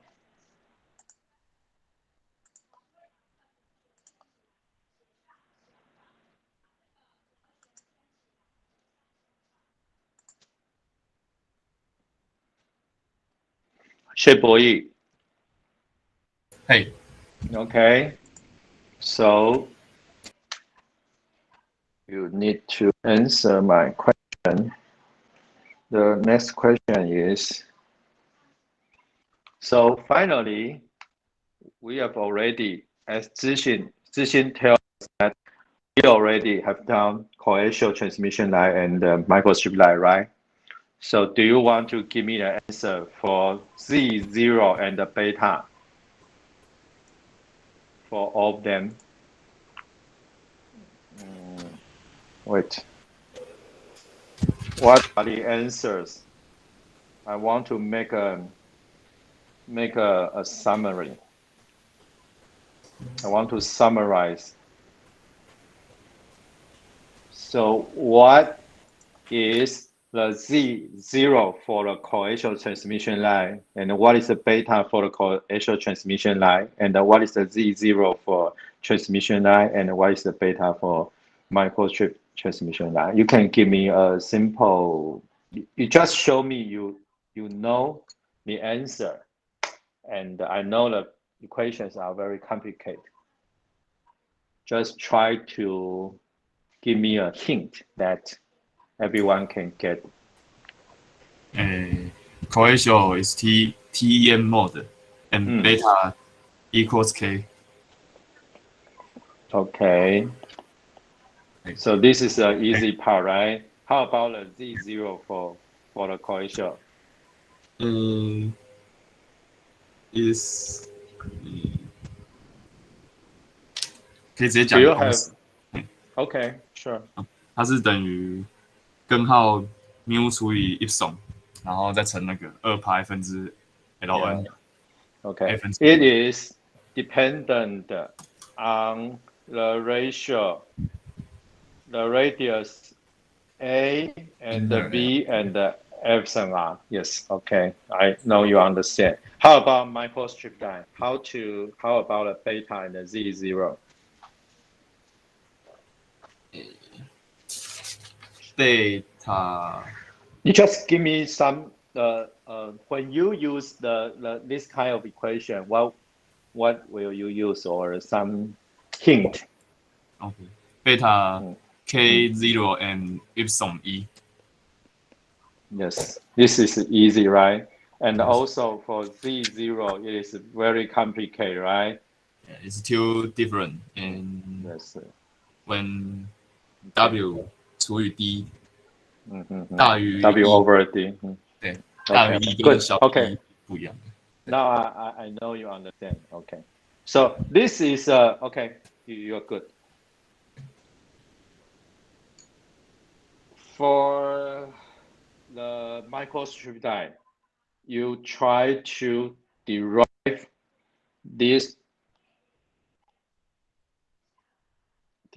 epsilon E first, and use the dimension D and W and epsilon R to obtain. This is a simple epsilon E, and use epsilon E to obtain beta, and use epsilon E to obtain VP as well, to phase velocity, and use that epsilon E, you can obtain Z0. Now you obtain Z0 and beta. Okay, I hope all of you understand those important things we try to obtain for coaxial and the microstrip line. And the microstrip line, it is quasi-TEM. This is why we will use this beta equals to K0 times the square root of epsilon E, not just the simple K0 times the square root of epsilon R, because this is a quasi-TEM mode. We will use epsilon E, which is effective dielectric constant. Effective means 等效的。And the quasi is I will mean maybe I will 翻译来 like 相似类似 Okay, it is a very similar, but it is not accurate enough. Okay, so this is not TM. This is a quasi-TM. Similar to TM, but not TM. If you want a close, more accurate solution, you need to use epsilon E. And the reason you need to use the epsilon E, it is because your wave is like this. Okay, your wave is like this. It's not a very uniform E field and H field. Okay? Okay, so everyone, we have done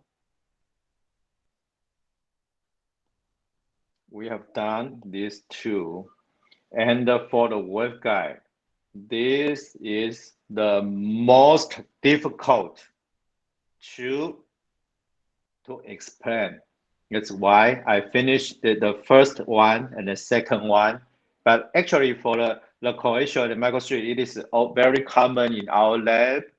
For the waveguide, maybe not all of you have the experience. I think most of you don't have experience about the waveguide. I will show you. The waveguide is, as you say, it is just a hollow like rectangular metals. What is a waveguide? Let me show you a waveguide. The geometry, the figure, it looks like every of that. It is, you have a metal and you have the hole. You have a hole in that. Only one metal, one conductor. There is no signal line. There's no signal line. Those are the conventional waveguides. And this is the waveguide adapters. You transfer the coaxial line. There is a signal line in the middle, and this is a ground to the waveguide. So you can basically say that waveguide you need to only design a new A and a new B. Okay, if this is a rectangular waveguide, this is a rectangle, and that is a hole. This is a hole. You only design A and the B. Okay, and there are many different combinations about A and the B, and this is the simulation of HFSS, and this is a structure of a waveguide, and there are some matching structures to the coaxial port. This is a coaxial. This is a coaxial line. This is the simulation, and this is what it looks like. Okay, you will see there is a coaxial line.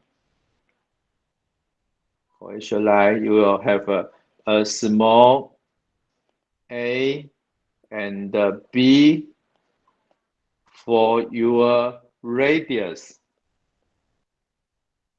when you simulate this one. For waveguide has different A and B. For waveguide, you call this A. They are different, A and B, okay? You just keep in mind. For waveguide, this is the longer part, you use A. And for this one, is the height, you use the B, okay? And this is, there are many different names of the waveguide. Different names. They use the waveguide for different band. We call this band. B-A-N-D, different band. If you use the waveguide for the frequency around 10 gigahertz,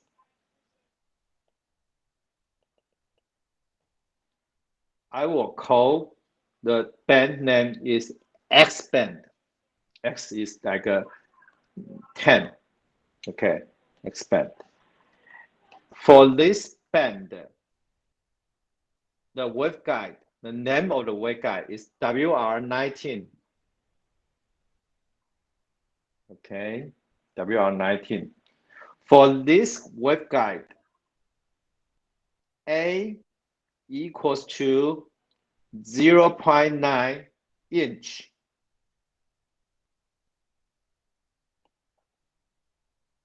The unit of A and B is in inch. Okay, you need to transfer the inch to millimeter if you are familiar with millimeter, the SI unit. Okay, A is 0.9 inch. And the B is 0.4 inch. For this kind of the waveguide,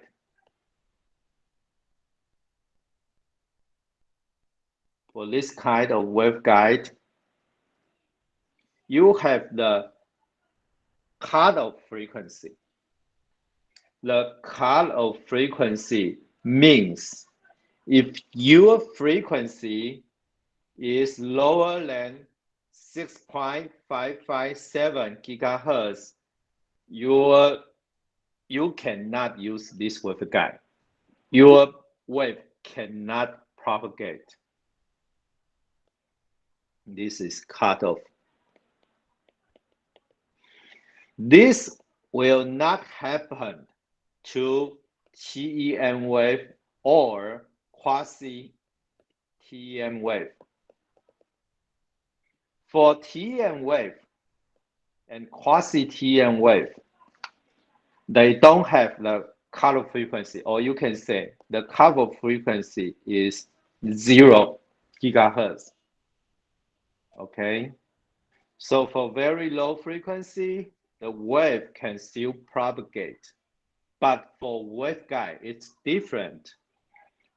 They have the cutoff frequency for every different types of waveguide. If your A and V is different, your frequency, your cutoff frequency is different. First, we can observe is if your dimension is very large, your cutoff frequency will getting lower and lower. If your frequency is very high, your dimension is getting smaller and smaller. Okay, your A and B will be very small for high frequency. Also, you can observe that for a range of frequency, if your waveguide has only one single mode wave to propagate, you need to use only in this frequency. Because if your frequency is higher than your second cutoff frequency, there will be one more mode than your original in your waveguide. You have not only one mode. Okay, so the fundamental usage of your waveguide, they have a frequency range. You can only use your waveguide, for example, for your WR90 or your X-band waveguide, only for 0.2 to 12.4 gigahertz. If outside these frequencies, you cannot use. Okay, I've already told you what happened, and I will ask you if you understand or not.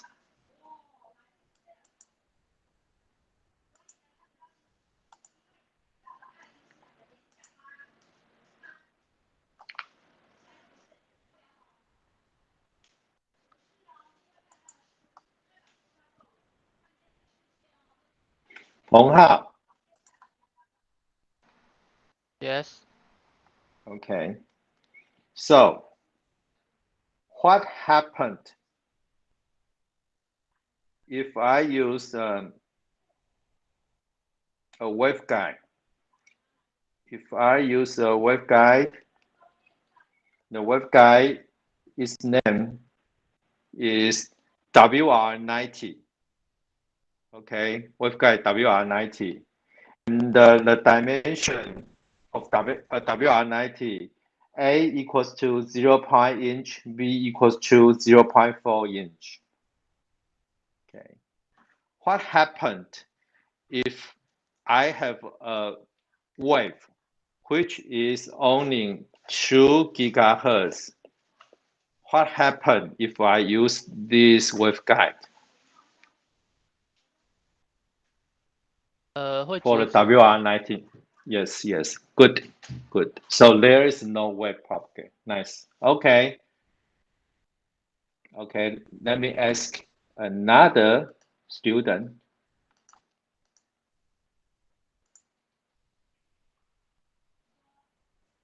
He Xinting. Why? Okay.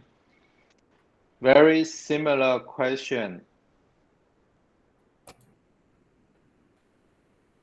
Okay, wait.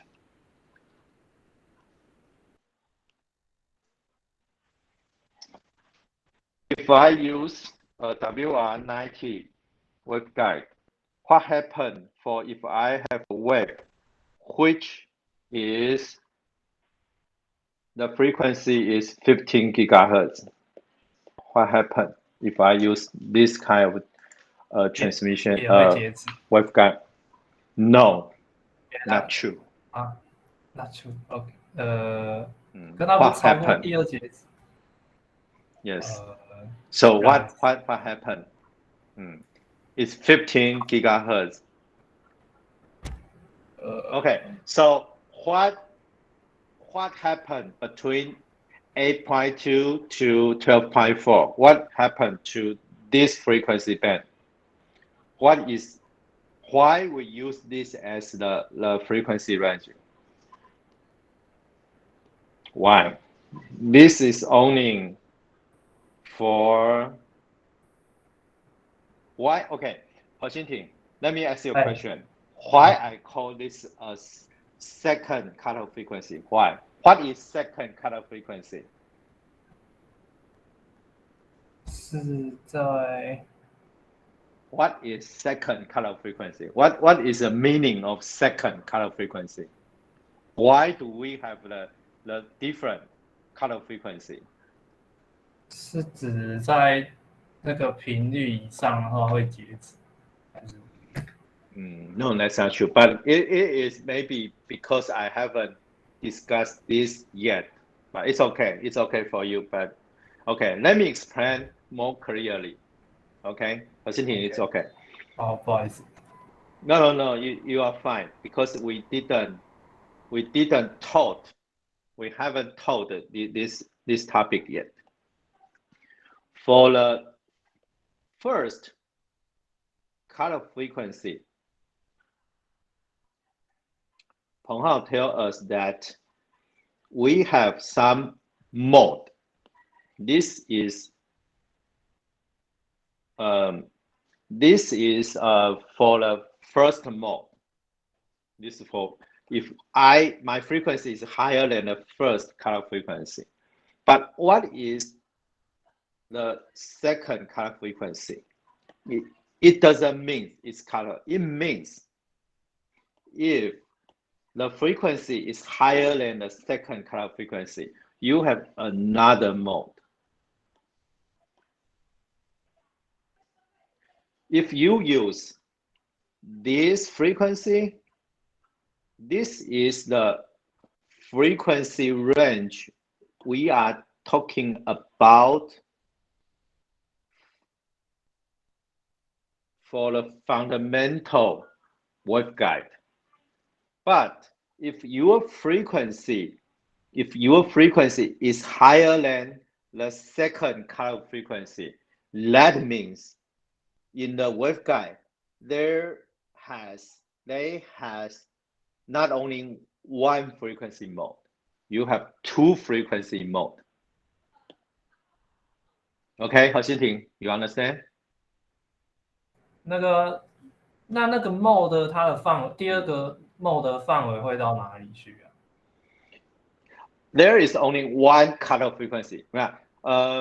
If higher than FC1, you have one mode, and to the infinity. Oh. This, I think, the answer of that is the cutoff frequency means if your frequency is lower than this number, you don't have this mode. But if higher, you always have this mode. Okay? OK 啊 So OK。如果刚刚你问我那个15 GHz 的话，那我要 you have the 就是它会跑到第二个 yes. mode 这样。Yes. No. You have the first mode and the second mode. You have two different modes in this waveguide. Not only one mode. Okay? OK. This is why you have a range. This means you have only one mode. Okay? Okay. This is basically what we try to calculate for the rest of our class until we need to derive. You can see how many derivation to calculate all of the mode. Okay, we will derive all of the mode the equation for the waveguide. And this is, for this table, is the result. For this table is the result. It's the range of frequency. You have only one mode. But for the further research, maybe some of the graduate students need to use the second mode. Okay, this is just the basic introduction so far. Okay, then let's come back to our general plane wave solutions. For today, it is not possible for me to derive everything, but I will try to review something and I will ask you to answer my questions. Okay, first, for the general, we want to write down the general E field. If the general E field equals to 3 different coordinate positions, directions, the total will equals to EX plus EY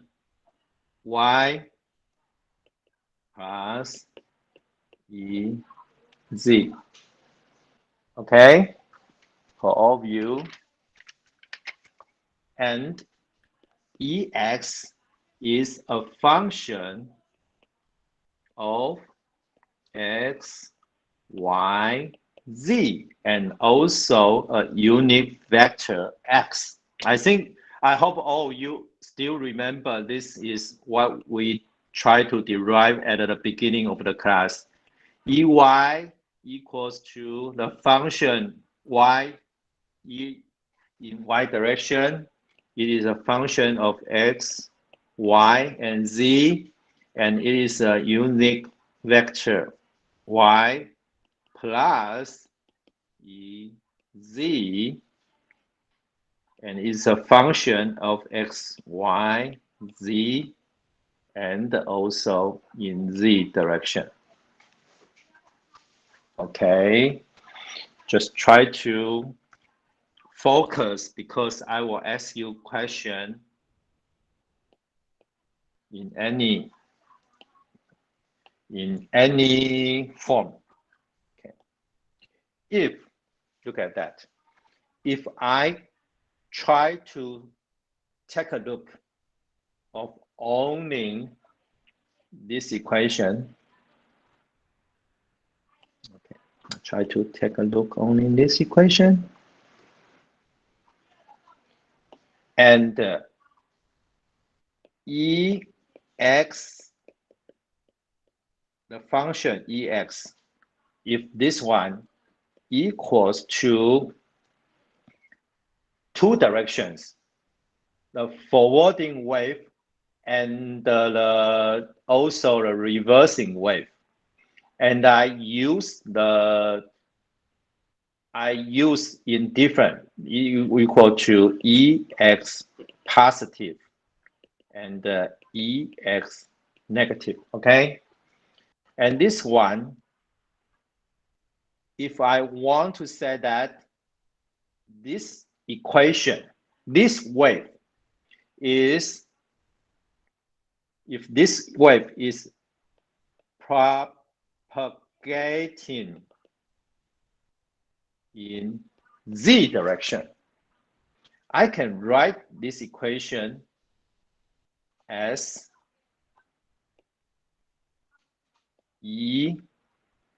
Ex, this is a new notation. This is a new equation, okay? Times explanation to the minus gamma z plus a reverse wave times explanation to the positive gamma z.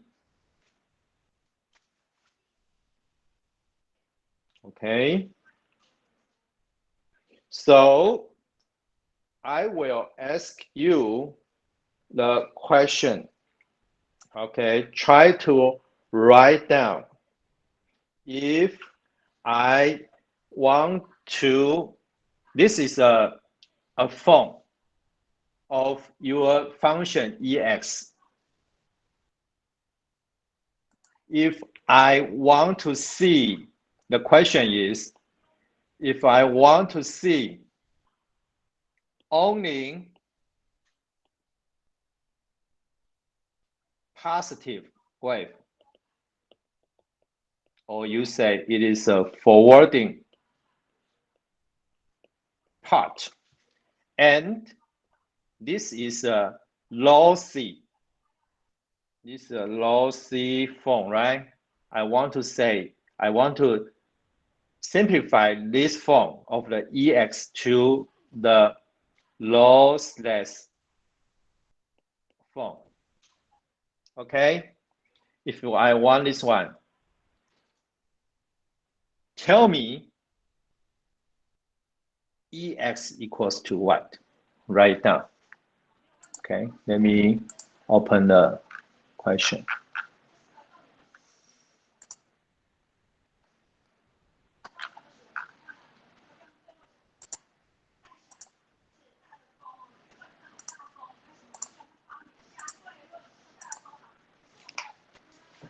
What if our wave, if you try to simplify the question, I want to see Ex, this one,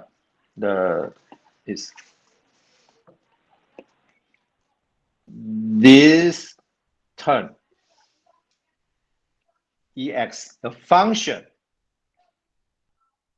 in X direction, I want to see that.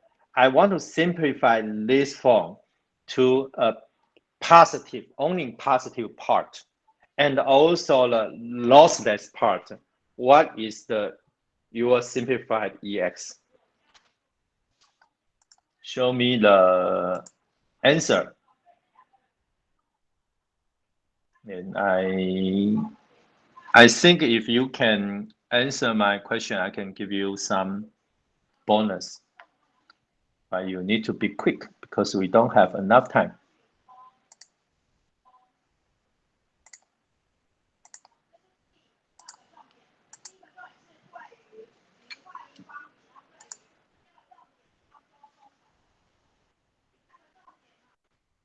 Okay, the question is,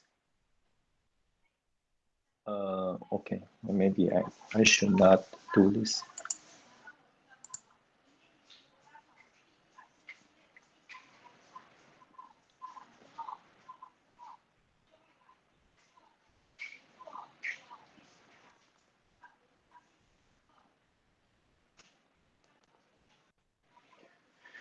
Look at this. What is EX? The function EX, if it is owning the positive wave, or you say forwarding wave, and if that is a lossless case. Try to understand what I'm trying to derive and upload your answer. Use the equations on my board.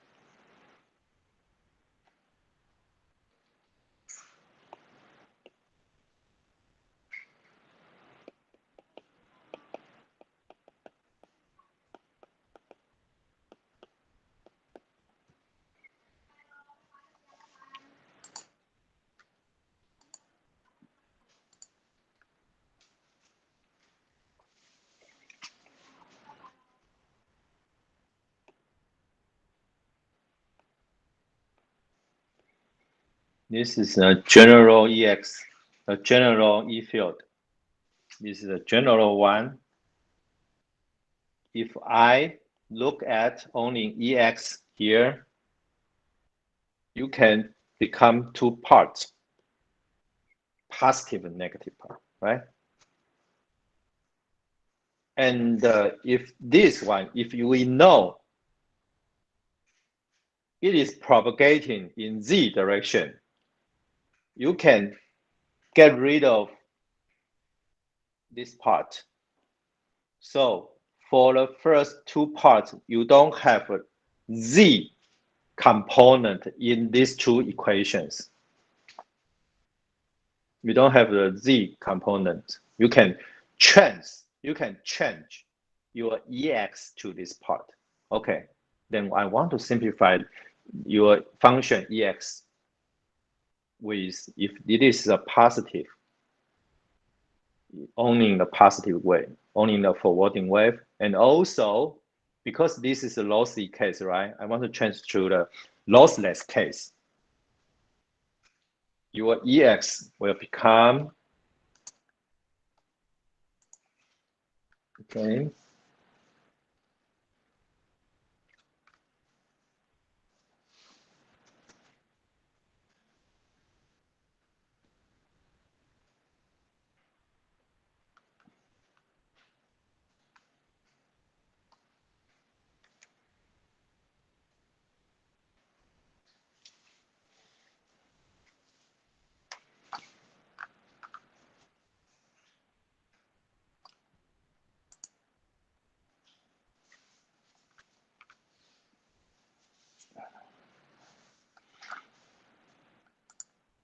okay, I follow. Skyson, we don't use cosine yet. We just use the equations I gave you. Okay, Skyson, I don't need a cosine yet. And Zhang Yuxin, you need to strictly use the definition about the vector and the scalar. Your equation is not true. The scalar is not vector. Okay, Zhang Yuxin. OK Do you OK know OK， between vector and the scalar? Okay, this just 不小心嘛，对不对 ？OK， 核心停I want only the positive. OK， 那combine 1 and 2 together. 核心停。喂， Okay, 那 I want you to combine your 1 and 2 together. I want just one answer. Your EX 啊 equals to 哦，它是2个一起的。yes. 哦，所以 That not okay. 彭浩的 same. 彭浩 I want only one. If OK your EX is only positive and is only lossless. Okay, 江林佑君的 same. 林佑君 only one. OK，好，好，林鼎盛 ，Let me see， 林鼎盛，林鼎盛 ，you have a little bit mistake. Where is your J? Explanation to the okay. OK， Yes, 黄修文 your answer is simple but it's correct. 黄修文 is the first one correct. And 曹德宇 combine two answers together. 请问 And, simple 是指it's good. Yeah, 你的答案是对的。是指还可以写更多。Okay, 许富瑶 No. I mean, your answer is what I want. OK， That's it. Okay. And 许富瑶 only you should combine first, and also you need to make sure your scalar and the vector. 哦，好， Okay. And okay. If I can give a point, I will give you Huang Shouwen, and I think Zixin looks. Okay, Zixin is correct 可 as 是 well. 我重传了。 And okay, let me check my last check. 谢博义 is correct. 然后你是谁 ？Who is this? 老师，我重传，可以帮我看一下是不是对的？ Okay. Let me just give you the point to Shouwen and Zixin and Boyi. Okay. Others they have some. Okay. For that part, let me give you some credit first.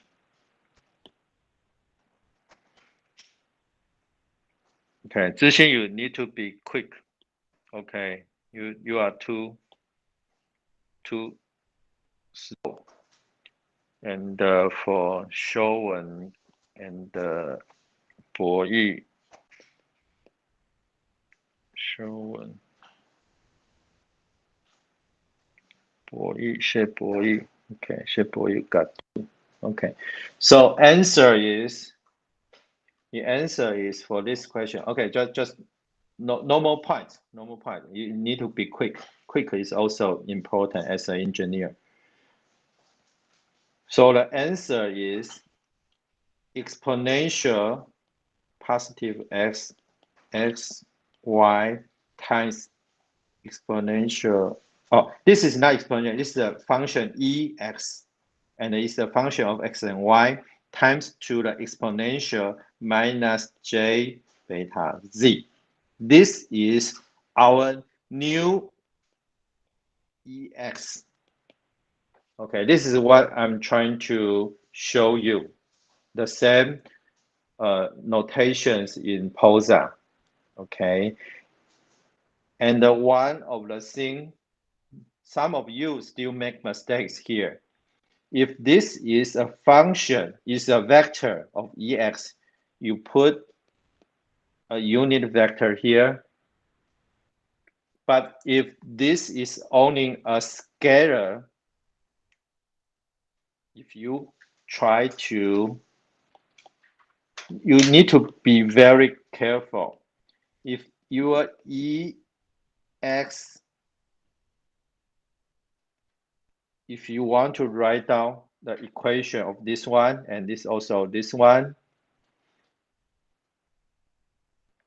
this is a scalar function. But if you want to write down a vector, you need to use the hat. Okay? Sometimes you are confused with something that EX is also, we try to write down EX, a function of X, Y, Z. If you write down this one, which means your equation of EX has a component of X, Y, Z. And if you write down EX, X, Y, which means you strictly said that there is your EX function of EX has no component of Z. Okay, I just try to imply our EX has only, it is only a function of X and Y.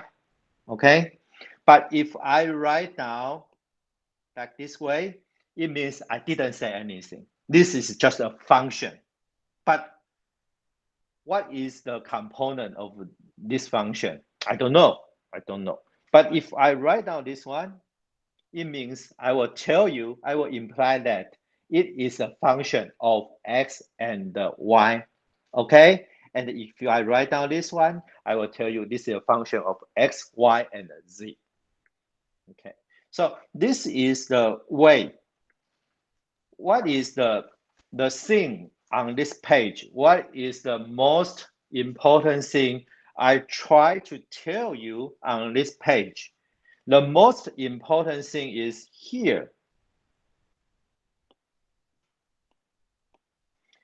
If this wave is propagating in Z direction, it is a function propagating in Z direction. I take the exponential part outside. And for the rest of the function, it has a only function, has a component of X and Y only. There's no Z. There's no more Z. Okay? I try to simplify the equation, the general equation, because we don't know EX. We said at the beginning, the general form of E, we tell you that our E equation is a function of X, Y, and Z, but I didn't tell you the formation of anything. I didn't give you any information. But here, I give you information that this is a wave propagating in Z direction. So I can take out the explanation to the power minus gamma Z out as a lossy case. If that is a lossless wave, you can transfer to this form. And if that is only the positive of forwarding wave, you left only this part because this is a positive and this is a negative. For all the details we already discussed in the first chapter, and for the chapter 3, we want to derive the mode in the waveguides. We will go back to the waves. Okay? Every chapters will be connected to each other closely. If you don't understand the chapter 1, in this part, you will be very confused. Okay. Okay, so we stop here. We try to simplify owning EX to this form. Try to remember this, and next week we will start from this point. Okay? Okay, and that's it. That's for today's class. Okay, we'll see you next week. 夏老师，Okay. Okay. Okay. See you next week. 老师，我可以问一下吗？ Yeah. 那个 Sure. 老师，好。那个 PowerPoint 的那个教学平台跟老师刚才上课的是不是有点不一样？